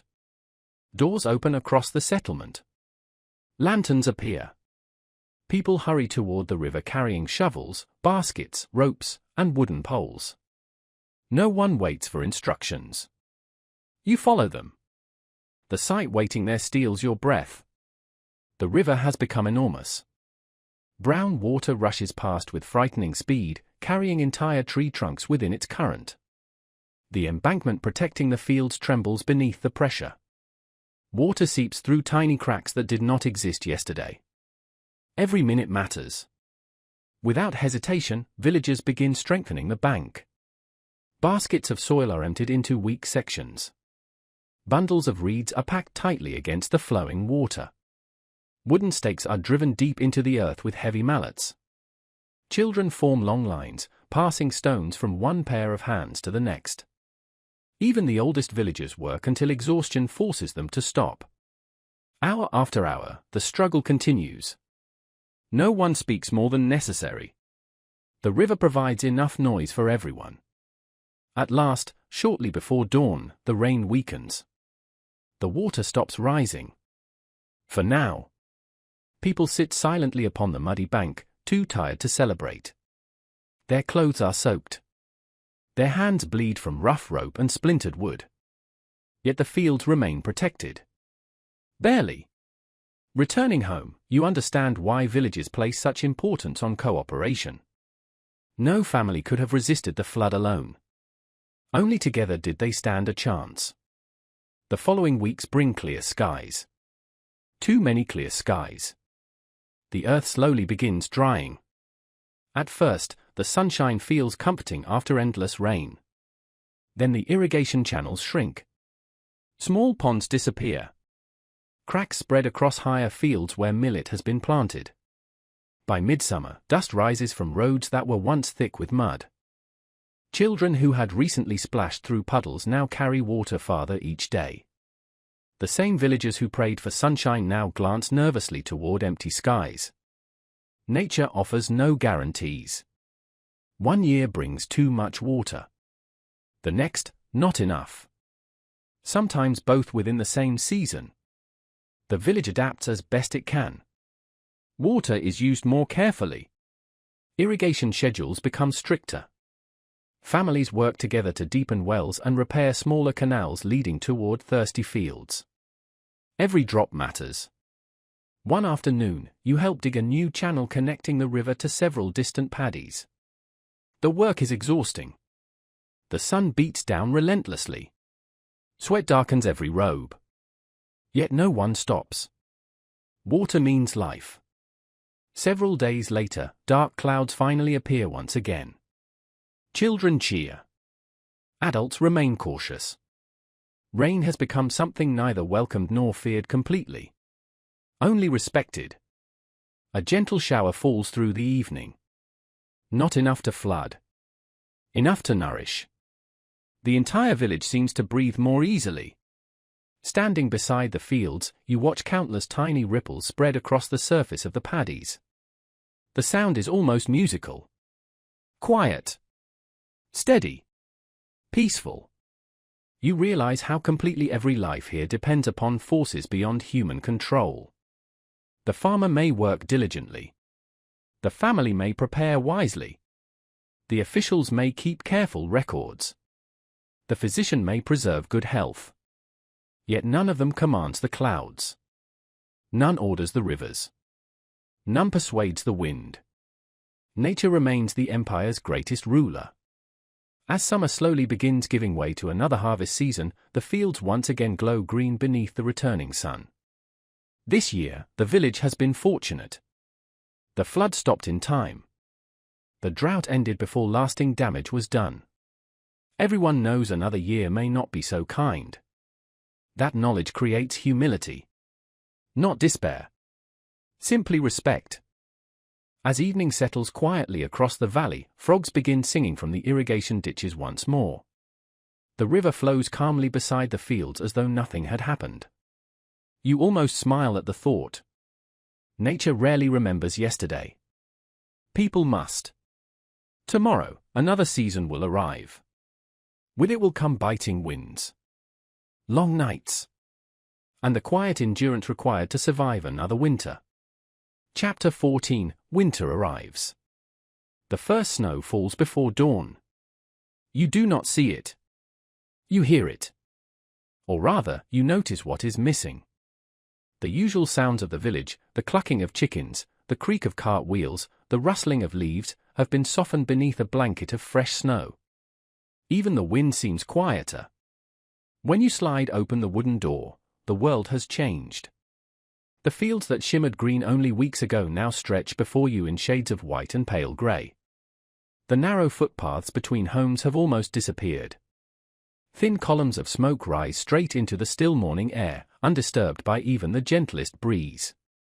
The village looks peaceful, almost timeless. Yet everyone knows that winter is not a season of rest. It is a season of careful management. Breakfast feels warmer than usual. A clay pot simmers gently above the fire, filling the house with the comforting smell of millet porridge mixed with preserved vegetables. Someone adds a few slices of dried turnip saved from the autumn harvest. The meal is simple. It always has been. But on a cold morning like this, the warmth matters as much as the food itself. Around the room, everyone wears extra layers. Padded jackets stuffed with cotton wear available, or with softer plant fibers in poorer households, make every movement slower. Thick cloth wraps protect ears and necks from the biting air. Straw sandals have been reinforced with additional woven layers, though the cold still finds its way through. You miss the comfort of modern heating. There is no warm radiator. No electric blanket. The fire becomes the center of the household. It cooks the meals, dries wet clothing, provides light, offers warmth, and quietly gathers the family together each evening. Outside, the pace of work has changed. The rice paddies sleep beneath frozen water. The oxen spend more time inside their shelters, chewing patiently on hay gathered during the warmer months. Yet there is still plenty to do. Winter simply replaces one set of tasks with another. This morning, you help split firewood. The woodpile standing beside the house looked enormous when autumn ended. Now, after only a few weeks of cold weather, it has already begun to shrink. Each log must be used wisely. Green wood smokes too much. Dry wood burns cleanly. Different kinds of trees provide different amounts of heat. These are lessons everyone here learned long ago. You are still learning. By midday, the sun hangs low in the sky despite the hour. Its light is bright but offers little warmth. Several villagers gather near the blacksmith's workshop. Winter is the season for repairs. Broken hose receive new iron edges. Loose wagon wheels are tightened. Wooden handles worn smooth by years of labor are replaced before spring planting begins. The rhythmic ringing of hammer against metal echoes across the quiet village. Clang! Clang! Clang! Each strike feels reassuring. Preparation is another form of survival. Nearby, women gather inside one of the larger homes. The loom begins its familiar rhythm once again. Clack! Clack! Clack! Winter provides time for weaving cloth that could not be finished during the busiest weeks of farming. Bundles of hemp thread slowly become sturdy garments. Old clothing is patched so carefully that some robes have survived through many years of repairs. Nothing is thrown away lightly. A small tear becomes a patch. A worn patch becomes stuffing. Even scraps eventually find another purpose. Waste is a luxury no family can afford. Children, too, continue learning. The younger ones help shell dried beans or grind grain using heavy stone mills. Their laughter occasionally escapes into the cold air before quickly disappearing again. The older children spend more hours with the village teacher. The quieter season allows longer lessons. Brushes glide across paper while snowflakes drift gently beyond the windows. The empire's future officials continue studying even as the fields rest. One afternoon, a traveler arrives wrapped in a thick woolen cloak dusted with snow. His face is reddened by the cold. He has walked for several days along roads that have become increasingly difficult to travel. The family welcomes him inside without hesitation. A place near the fire is offered. A warm bowl of soup follows. Hospitality is not merely kindness. One day, someone from this household may find themselves far from home needing the same generosity. As the traveler warms himself, he shares stories from distant provinces. One river has frozen completely. A mountain pass has become impassable after heavy snowfall. In another county, wolves have been seen wandering unusually close to villages in search of food. The empire feels vast once more. Though your own valley seems peaceful, countless other communities face the same season in different ways. That evening, the storyteller returns. Children gather close to the fire while adults continue mending tools or weaving baskets. The stories are old. Some speak of clever officials. Others of loyal sons and daughters. Some tell of wandering scholars who found wisdom in unexpected places. The tales entertain. But they also teach. Each carries a lesson about courage, honesty, humility, or perseverance. Knowledge is preserved not only in books. It lives in stories shared during long winter nights. Outside, the wind rises. Snow drifts against the walls of the house. The paper-covered windows tremble. Softly. Inside, however, the fire continues burning steadily. Its orange glow paints gentle shadows across the wooden beams overhead. For a moment, the house feels entirely separate from the frozen world beyond its walls. As the weeks pass, you begin noticing how carefully every resource is managed. A handful of grain measured thoughtfully. A single candle burned only when truly needed. A bucket of water carried indoors before the well freezes overnight. Nothing is taken for granted. The smallest comforts require effort. One morning, while gathering kindling near the edge of the forest, you pause to watch several deer crossing a snow-covered hillside. Their movements are slow and deliberate. Even the animals conserve energy during winter. Nature itself seems to understand that survival now depends upon patience rather than speed. The lesson feels strangely familiar. You have spent nearly a full year learning to adapt. Not by conquering the seasons, but by moving with them. When spring demanded planting, you planted. When summer required endurance, you endured. When autumn called for gratitude and preparation, you harvested and stored. Now winter asks only for wisdom. To use no more than necessary. To repair rather than replace. To appreciate warmth when it is available. And to trust that, however long the cold may seem, it will eventually pass. One evening, as you step outside before sleep, the sky is perfectly clear. Thousands of stars glitter above the silent valley. The snow reflects their light so brightly that you can almost see the narrow paths winding between the houses. The village sleeps peacefully beneath its white blanket. For a brief moment, everything feels perfectly still. Yet beyond the mountains, armies continue marching. Messengers continue riding. Officials continue keeping records. The empire never truly sleeps. And sometimes, its conflicts find even the quietest villages. Chapter 15, War Comes Close. Spring returns once again. At first, it seems no different from the spring before. The snow melts quietly into the irrigation ditches. Plum blossoms open along the village paths, their pale petals drifting gently through the morning air. Frogs return to the flooded paddies, and swallows once again build nests beneath the eaves of familiar houses. Life begins its cycle anew. The oxen are led back into the fields. Seeds are carried from storage jars. The earth, softened by winter rains, waits patiently for another season of planting.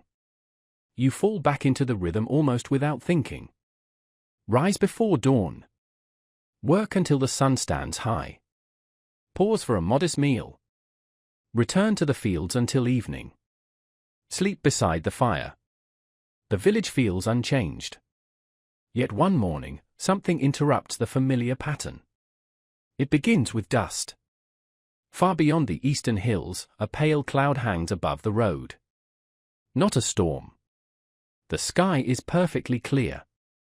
The dust moves steadily closer. Before long, the sound arrives. Not loud. Just the distant rhythm of many feet walking together. Villagers stop what they are doing. No one panics. Instead, people simply watch. Soon, the first soldiers appear. They do not march directly into the village. They remain upon the imperial road several fields away, following orders that carry them toward some destination beyond your horizon. Even from a distance, they look tired. Their clothing bears the stains of long travel. Leather armor creaks with every step. Spears rest against weary shoulders. Pack animals carry sacks of grain, bundles of arrows, cooking pots, unrolled tents. There are no triumphant banners fluttering dramatically in the wind. No glorious music. Only ordinary men walking beneath a heavy spring sun. Children gather along the edge of the fields, curious but unusually quiet. Their parents gently guide them back. The road belongs to the army today. Best to give it space. As the column continues past, you notice something surprising. Many of the soldiers look no older than the farmers beside you. Some smile briefly when villagers offer water. Others stare straight ahead, too exhausted even to look around. You wonder where they came from. Another village much like yours. Another family now wondering when, or if, they will return. By evening, the soldiers have disappeared beyond the western hills. The village exhales. Work resumes. Yet conversation around the evening fire has changed. Someone heard there was unrest near a distant border. Another mentions bandits attacking merchants along an important road. An elderly man remembers a campaign many decades earlier when soldiers passed through almost every season. No one knows exactly what is happening. News travels slowly. Rumors travel much faster. Several days later, an imperial messenger arrives on horseback. His horse is covered with dust and sweat. He delivers sealed documents to the village headman before leaving almost immediately. No ceremony. No explanation. Only quiet urgency. Later that evening, the headman gathers several families. Additional grain will be collected. The nearby garrison requires supplies. The announcement is accepted with solemn faces. No one celebrates. But neither does anyone openly protest. The empire protects its frontiers. The villages help sustain the empire. This has long been understood. Still, every basket of grain sent away is one that cannot be eaten at home. War, even far away, reaches the village through empty storehouses. As spring deepens, another notice arrives. This time it concerns labor. A section of the main road has been damaged by unusually heavy military traffic. Several households must help repair it. You spend 3 days hauling stone beneath an increasingly warm sun. Soldiers occasionally pass while you work. Most nod politely. Some pause to drink from nearby wells. A few speak of families waiting hundreds of miles away. Listening to them, the distance between soldier and farmer begins to disappear. Many soldiers were farmers. Many farmers could become soldiers if circumstances required. The empire depends upon both. One afternoon, while returning from the repaired road, you notice smoke rising beyond a distant ridge. For a moment, everyone falls silent. The smoke is too dark to come from ordinary cooking fires. Fortunately, a traveler later explains that a merchant caravan accidentally overturned a wagon, scattering burning coals. The fire has already been contained. Relief spreads quietly through the village. Fear often arrives before facts. The following weeks bring an unusual visitor. A wounded veteran. His left leg bears an old injury that forces him to walk with a carved wooden cane. He stays only one night. After supper, the children gather eagerly around him, expecting tales of heroic battles. Instead, he speaks about home. About rice fields shimmering beneath the morning sun. About the smell of fresh tea. About hearing frogs sing after spring rain. He remembers the ordinary things, not the fighting. The children listen in thoughtful silence. So do the adults. His stories reveal something history books often forget. Most people who experience war do not dream of more war. They dream of returning home. As summer approaches, the planting season demands everyone's attention once again. The fields cannot wait simply because armies are marching somewhere beyond the mountains. Rice still needs water. Weeds still grow. Children still laugh. Life insists upon continuing. That may be its greatest strength. One evening, while repairing a wooden rake beside your grandfather, you ask whether the village has always known peace. He smiles gently. No. Then he returns to his work. After a few moments, he speaks again. There is always something. Flood. Drought. Locusts. Illness. Bandits. War. Winter. No generation escapes hardship completely. The goal is not to avoid every difficulty. The goal is to endure them without forgetting how to live. His words settle quietly into your thoughts. Throughout the year, you have learned countless practical skills. How to plant rice. How to repair canals. How to store grain. How to read a few written characters. Yet perhaps the most valuable lesson has been something else entirely. Resilience. The ability to continue planting after a flood. To rebuild after a storm. To welcome spring even after a harsh winter. To keep living while uncertainty remains. The soldiers passing along the distant road eventually become only another memory. The dust settles. The fields grow green once more. Birdsong returns to the mornings. The empire continues. The village continues. And so do you.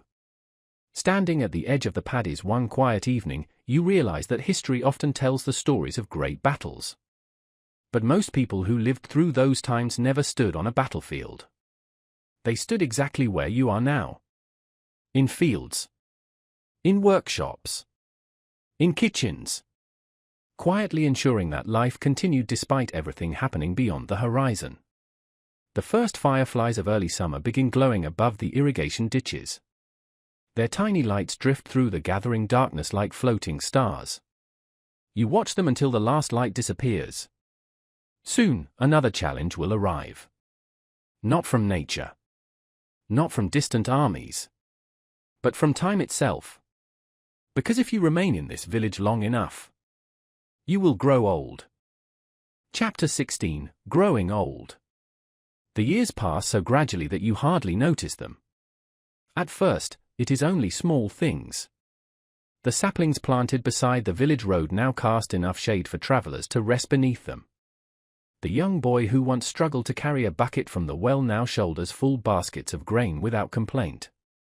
The teacher who welcomed you on your first visit has a little more white in his hair, though his brush still moves with the same steady confidence across the page. Nothing changes overnight. Everything changes with time. You have lived through enough seasons now that the rhythm of the year no longer surprises you. Spring begins with muddy paths and hopeful planting. Summer hums with insects and endless work beneath the sun. Autumn fills every courtyard with drying grain and grateful relief. Winter gathers everyone close to the fire while snow settles quietly upon the fields. The cycle repeats. Again. And again. Soon you realize that the calendar matters less than the seasons themselves. Your body knows what comes next before your mind does. One chilly morning, you wake before dawn as always. For a moment you remain beneath the quilt, listening. Somewhere outside, an ox shifts inside its shelter. A rooster announces the coming day. The familiar sounds have become part of you. Then you stand. Your knees protest. Only slightly. A stiffness that disappears after a few careful steps. You smile to yourself. When you first arrived, you thought nothing of walking for hours through flooded paddies or carrying heavy bundles of rice across uneven fields. Now your movements are slower. Not weak. Simply measured. The older villagers notice. One of them laughs softly and says, "Now you walk like someone who has learned patience." You take it as a compliment. Because here, patience is admired more than speed. The village has changed while remaining strangely familiar. Several children you watched learning their first written characters are now young adults. One has married into a neighboring family. Another has left to continue studying in a larger town, hoping one day to succeed in the imperial examinations. The smallest child who once hid behind his mother's robe now runs confidently through the fields helping with the harvest. Time has been quietly doing its work. One afternoon, you help repair the roof of a newly built house. The young couple who will live there thank you repeatedly. As you smooth fresh clay across the ridged tiles, you realize something. Years ago, others repaired your roof. Others taught you how to weave reed mats, judge the weather, strengthen canal banks, and recognize when rice was ready for harvest. Now you are the one passing those lessons forward. Knowledge has become your greatest possession. Not something stored inside a chest, but something carried in memory. As autumn returns, the village celebrates another successful harvest. The work remains demanding, but your role has changed. You no longer compete with the youngest workers to carry the heaviest bundles. Instead, you notice where help is needed. You tie loose sheaves before they fall apart. You show children how tightly to bind the straw. You remind eager teenagers not to rush the drying process. Experience has quietly replaced strength. One evening, while sharing tea outside the house, your grandfather studies the fading sunlight across the fields. His hands rest upon a walking stick polished smooth by many years of use. "You know," he says after a long silence, "when I was your age, I thought old people moved slowly because they were tired." He smiles. "Now I know they move slowly because they have learned there is rarely any reason to hurry." You both laugh gently. The fields have waited thousands of years. They will wait another few moments. As winter approaches once more, you spend more evenings around the fire than in the fields. The storyteller's place has gradually become yours. Children gather nearby while you describe the great market with its endless rows of merchants. You tell them about the traveler who crossed snowy mountain passes. About the flood that nearly broke the canal. About the physician whose hands could read a pulse. They listen with wide eyes. Some stories they have heard before. They ask to hear them again anyway. Not because the endings change, but because familiar stories become part of family memory. You finally understand why your own elders repeated the same tales each winter. They were never simply entertaining children. They were preserving the village itself. One cold morning, you walk to the edge of the forest where you once gathered medicinal herbs with the physician. The old pine tree still stands. Its trunk is broader now. Or perhaps you simply see it differently. You place a hand upon its rough bark. It has witnessed generations come and go. Children becoming parents. Parents becoming grandparents. Harvest following harvest. Storm after storm. The tree asks for nothing. It simply continues growing. You think about your own life. When you first awoke in this village, every custom felt strange. The language sounded unfamiliar. The work seemed impossible. Even holding a brush correctly required careful practice. Now you notice things without thinking. You instinctively bow before entering a family shrine. You judge the weather by the smell of the morning air.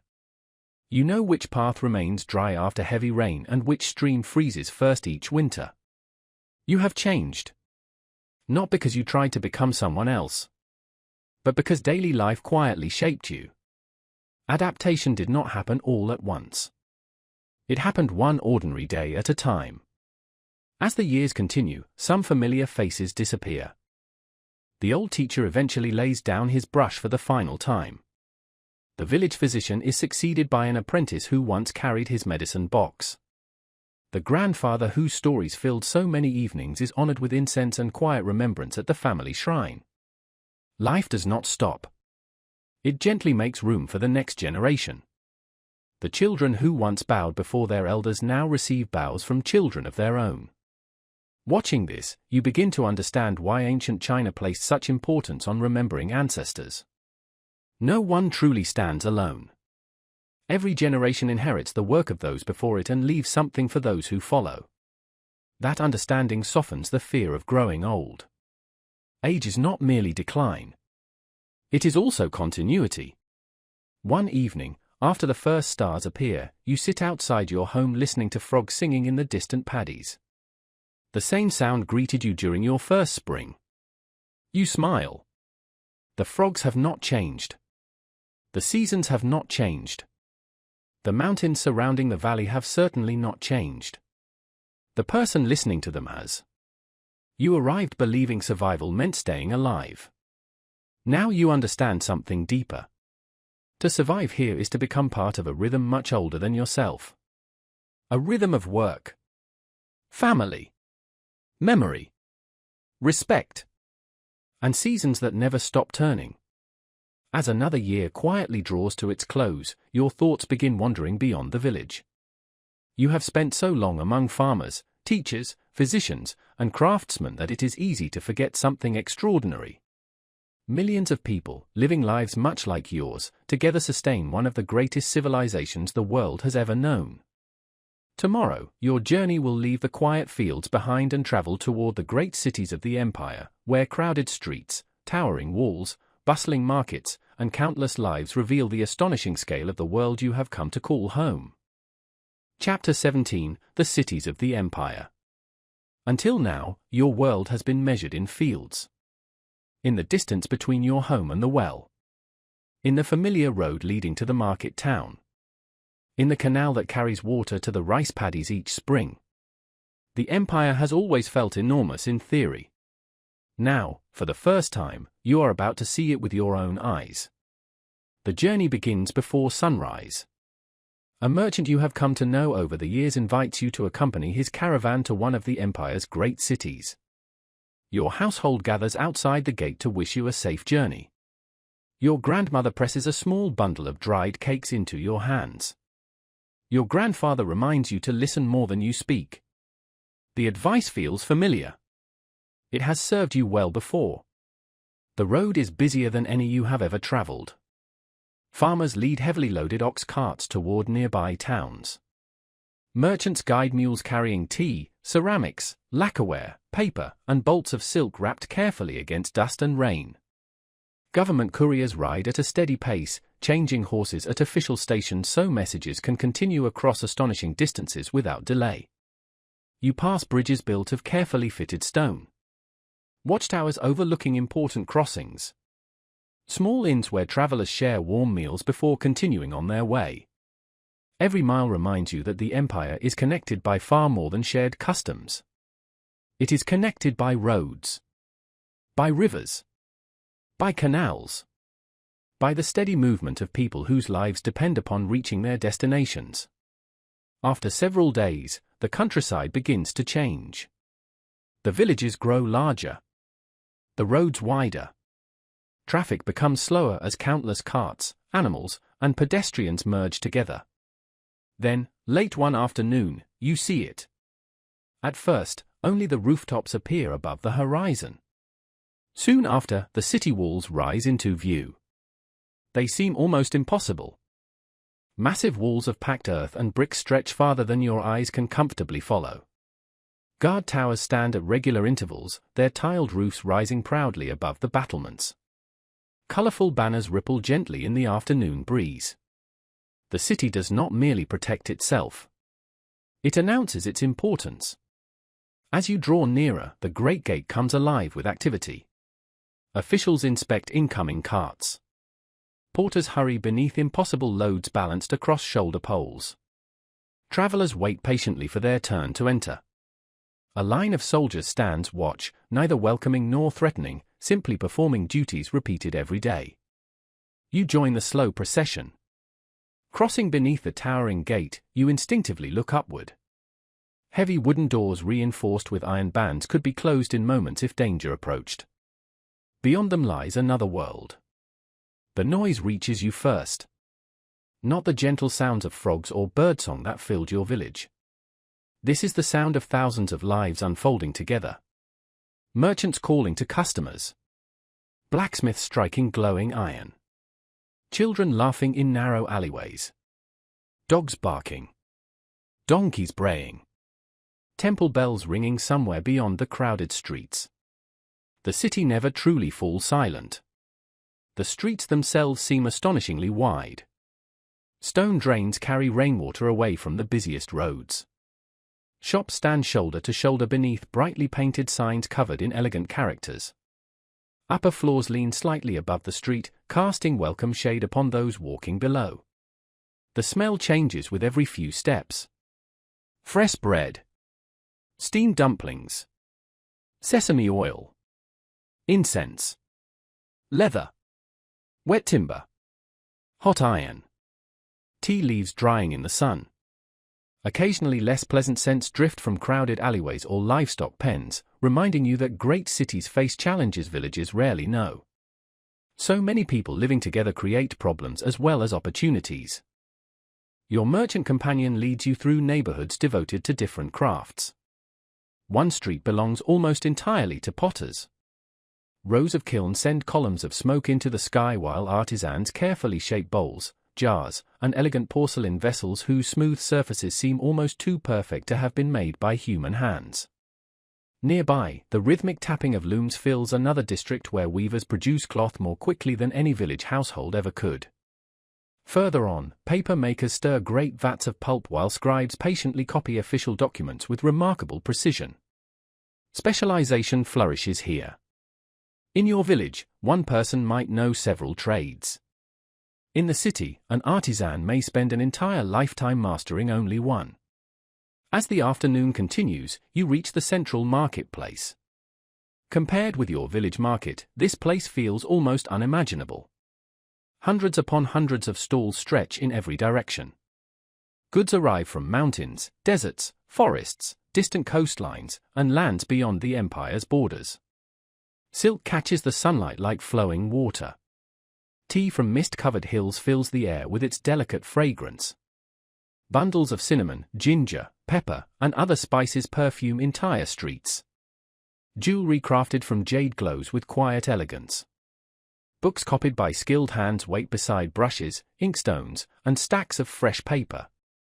You pause before a stall displaying a map. The merchant points toward rivers you have never seen. Mountain ranges that would take months to cross. Cities larger than the one surrounding you now. For the first time, the true scale of the empire begins to settle into your mind. Your village was never isolated. It was simply one thread in an enormous tapestry. The merchant takes you to a tea house as evening approaches. Inside, travelers from many provinces rest after long journeys. Some discuss crop prices. Others debate poetry or recent government appointments. A pair of musicians quietly perform melodies on the guqin and bamboo flute while servants refill cups with steaming tea. Conversation flows as gently as the music. Knowledge travels here almost as quickly as merchandise. One traveler speaks of improved canal systems reducing transport times. Another describes unusually heavy rains affecting distant harvests. An official quietly copies notes into a small ledger. News moves through cities the way rivers carry water. Constantly. The following morning, your companion brings you to the government quarter. The buildings are orderly rather than extravagant. Clerks sit behind long desks recording taxes, land ownership, census information, and legal judgments. Brushes move steadily across paper from sunrise until evening. You suddenly appreciate the vast bureaucracy you learned about months ago. Every village report. Every harvest record. Every official decree. Somewhere, someone carefully writes it down. Empires are not governed only by armies. They are governed by records. Nearby stands an academy where students prepare for the imperial examinations. The courtyard is almost silent. Young scholars pace beneath ancient trees, quietly reciting passages they hope never to forget. Some have studied for years. A few will succeed. Many will not. Yet all continue. Education here is treated with extraordinary seriousness. A brilliant mind, disciplined by years of study, may someday help govern millions. As the sun begins setting, you climb a section of the city wall with permission from a friendly guard. Looking outward, you see fields stretching beyond the horizon. Tiny villages scatter the countryside like seeds across fertile earth. Looking inward, roofs spread in every direction.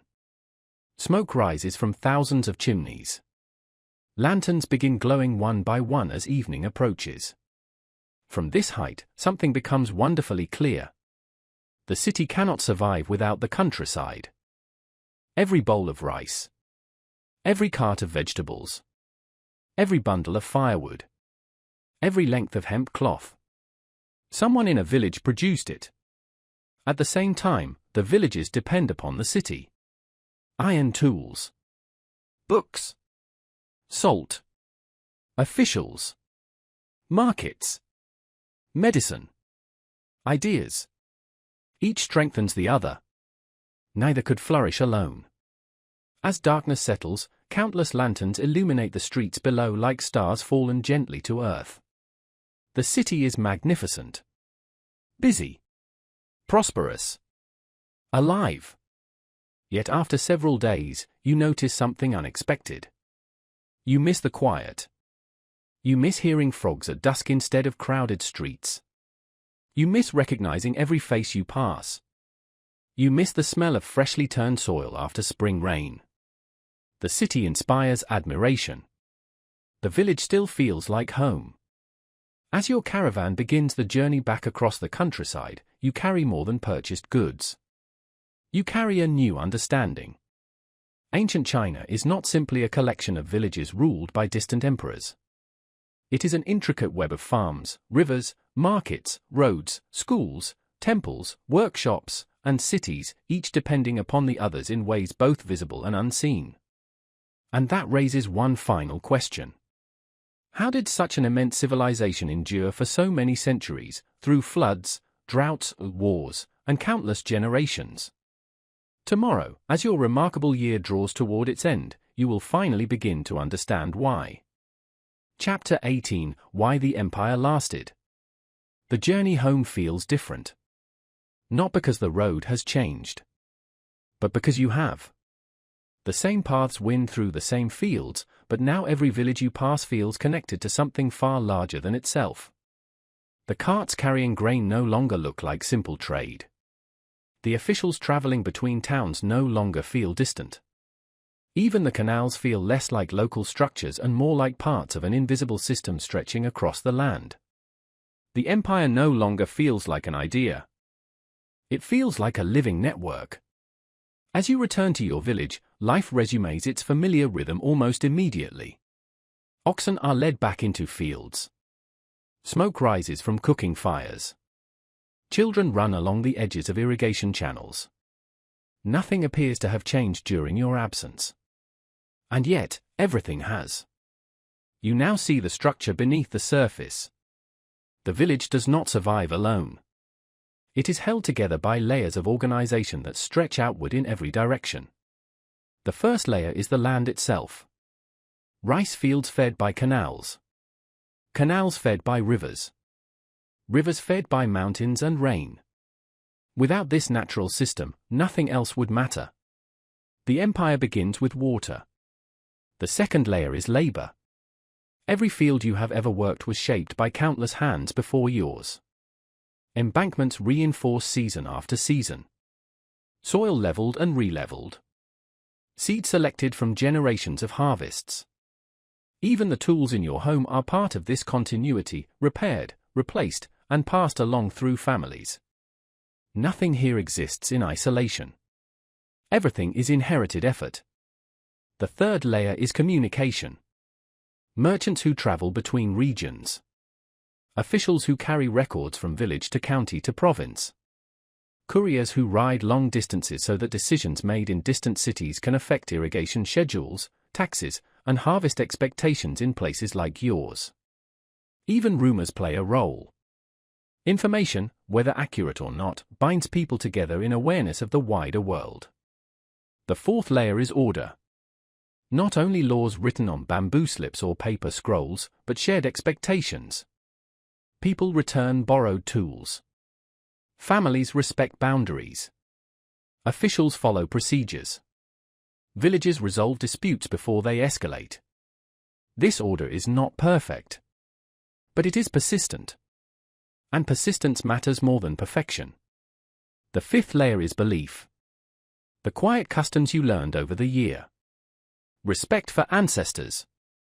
Duty within the family. Harmony within the community. The idea that a person's behavior shapes not only their present life, but the stability of those around them. These beliefs require no enforcement in the way laws do. They live inside people. The sixth layer is adaptation. The empire does not remain unchanged. It adjusts slowly, like a great tree bending in the wind. When floods destroy canals, they are rebuilt. When droughts dry fields, irrigation systems expand. When cities grow too large, new districts emerge. When knowledge spreads, new schools appear. Nothing remains fixed forever. But nothing collapses quickly either. As you walk through the village at sunset, you begin to understand why this matters. Empires do not survive because they are strong in one moment. They survive because they continue functioning across countless small moments. A bad harvest does not destroy them. Neither does a single flood. Nor a passing conflict. Even war, when it comes, moves through layers of people who continue farming, trading, repairing, and rebuilding in its shadow. The empire survives because most of its life is not dramatic. It is routine. One evening, you sit with the old teacher, now much older than when you first met him. His brush still rests beside him, though he writes less frequently now. Instead, younger students have taken his place. He watches them for a long time before speaking. People think order comes from above, he says quietly. From emperors, or laws, or armies. He pauses. But it is held together below. You understand what he means now. Not in theory, but in lived experience. A field is not harvested by decree. A canal does not hold water because of a proclamation. A village does not function because of distant authority. It functions because thousands of ordinary decisions align in the same direction.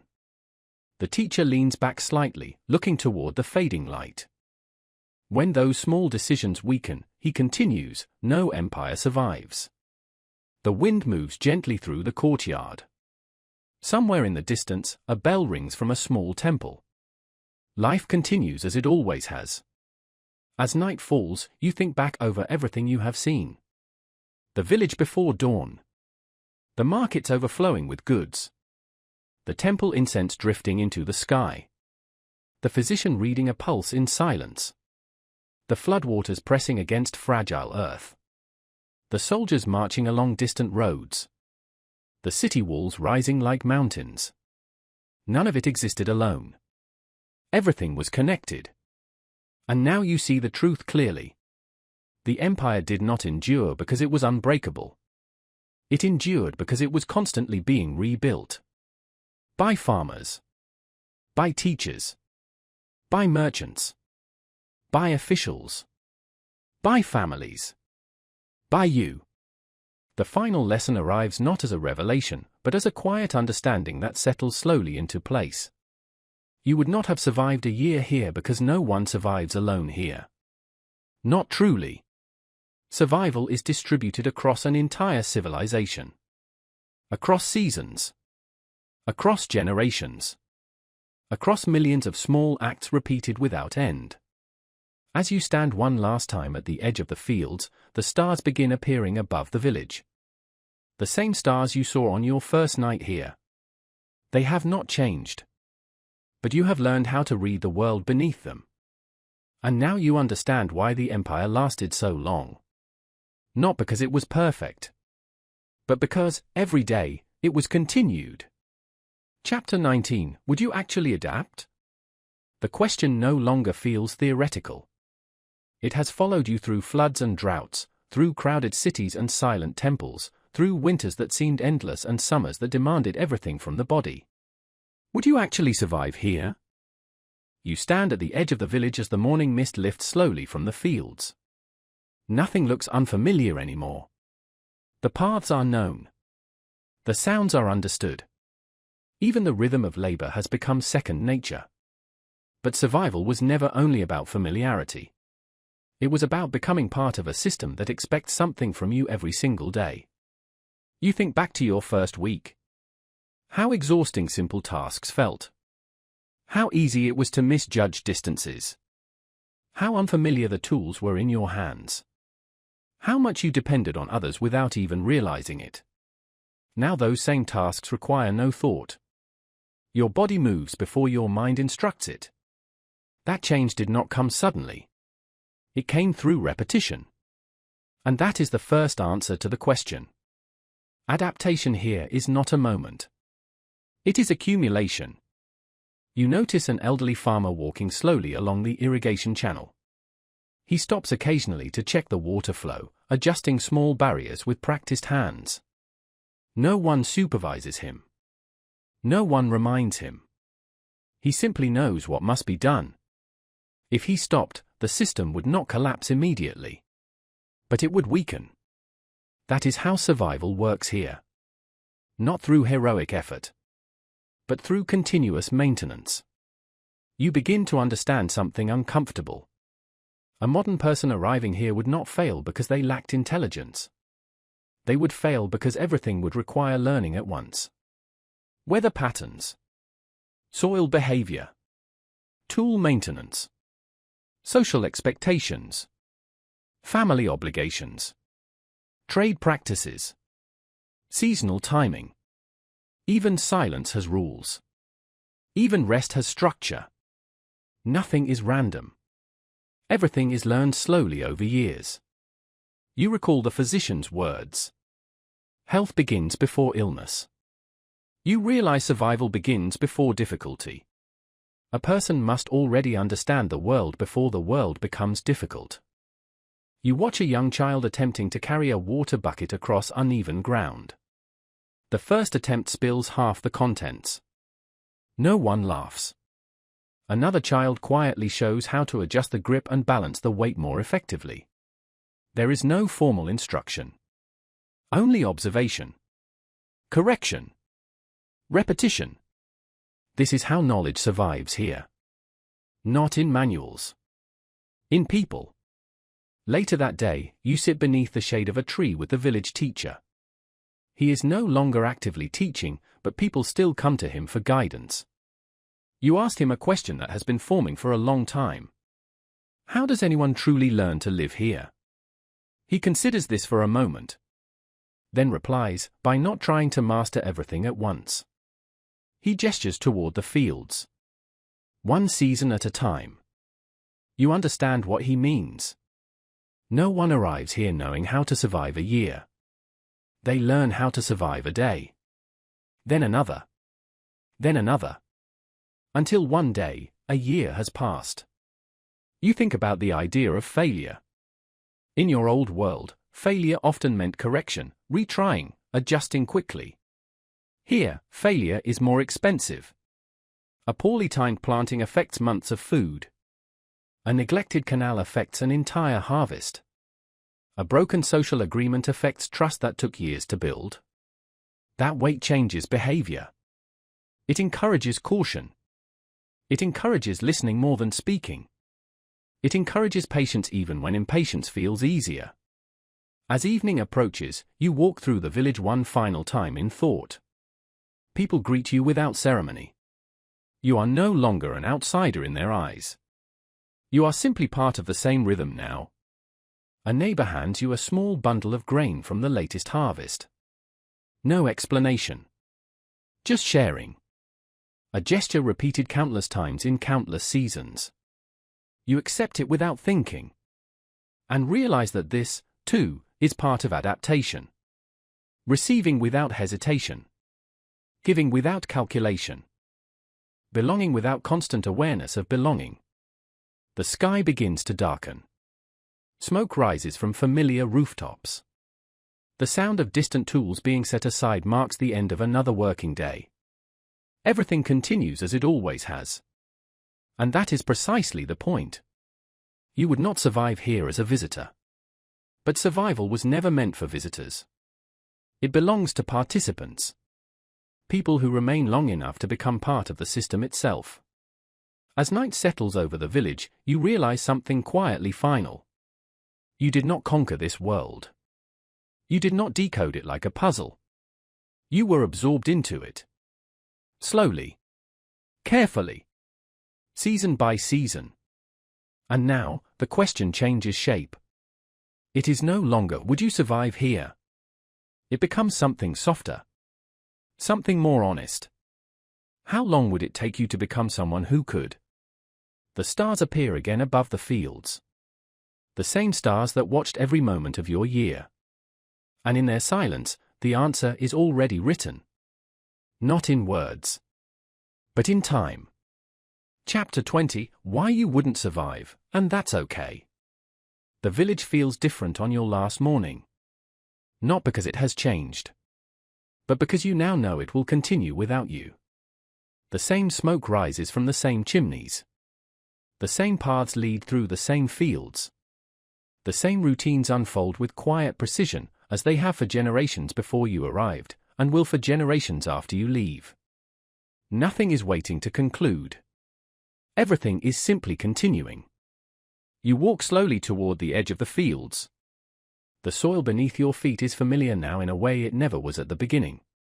You recognize the places where water collects after rain. You know which paths stay firm in winter and which soften too quickly in spring. This knowledge did not come from instruction. It came from time. A year no longer feels like a collection of events. It feels like a rhythm you have learned to move within. You think back to everything you have lived through. The first morning of confusion. The exhausting early days of labor. The overwhelming market towns. The silence of temples filled with incense. The patient brush strokes of children learning to write. The careful hands of the physician reading what cannot be seen. The rising floodwaters pressing against fragile earth. The distant soldiers moving like shadows across the horizon. The towering city walls filled with endless motion. The winters that demanded endurance. The summers that demanded discipline. None of these moments were extraordinary on their own. But together, they formed a world. A world that does not pause for newcomers. A world that does not slow down for understanding. It expects understanding first. Only then does it allow participation. That is why survival here is not about strength. It is about time. Time to learn when to plant. Time to understand when to speak and when to remain silent. Time to recognize what cannot be changed and what must be carefully adjusted. Time to build trust that cannot be rushed. Time to absorb knowledge that is never written in one place. You realize now that the greatest barrier was never the environment. It was the accumulation of invisible expectations that everyone else already carried without effort. A modern person would not fail because they are incapable. They would fail because they arrive without the years already behind them. Without the habits. Without the instincts. Without the quiet understanding of how everything fits together. You stop walking. The fields stretch endlessly ahead. Somewhere in the distance, a farmer is already beginning the day's work. You cannot see them clearly, but you know exactly what they're doing. You have done it yourself. And that recognition is what changes everything. Survival here was never about adapting to a harsh world. It was about joining a world that was already complete without you. A world that does not require you, but can include you if you learn to move with it. You look back at the village one final time. There is no dramatic farewell. No final speech. No moment where everything stops. A child runs past carrying a small bundle of straw. A woman calls someone's name from a courtyard. A rooster announces the morning as if nothing else matters. Because nothing else does, here. Life continues. And it always will. You understand now the title of this journey. You would not survive a year in ancient China. Not because it was impossible, but because survival was never meant to be immediate. It was earned slowly, through countless invisible lessons that begin long before you realize you are learning them. And that is okay. Because this was never a test of whether you could belong there. It was a reminder of what belonging actually costs. As you take your final steps away from the fields, the air feels the same as it did on your first day. But you are not the same person who arrived. You carry the village with you now. Not as memory alone, but as understanding. The empire does not end when you leave it. It simply continues without your attention. Just as it always has. And somewhere, in another village much like this one, someone else is waking up for their first day, unaware yet that they are entering a world that will quietly reshape them, season by season, until they no longer remember what it felt like to be outside it. The cycle does not pause. It only repeats. And in that repetition, everything endures. Even you. Even this story. The world you just lived in does not belong to the past. It still exists in another form. In fields that still depend on seasons. In cities still shaped by rivers and roads. In families still guided by memory and tradition. Civilizations do not disappear. They transform. And every life, no matter the century, is built the same way. One ordinary day at a time. So when you imagine surviving in ancient China, remember this. No one survives a world alone. They become part of it. Or they do not survive at all.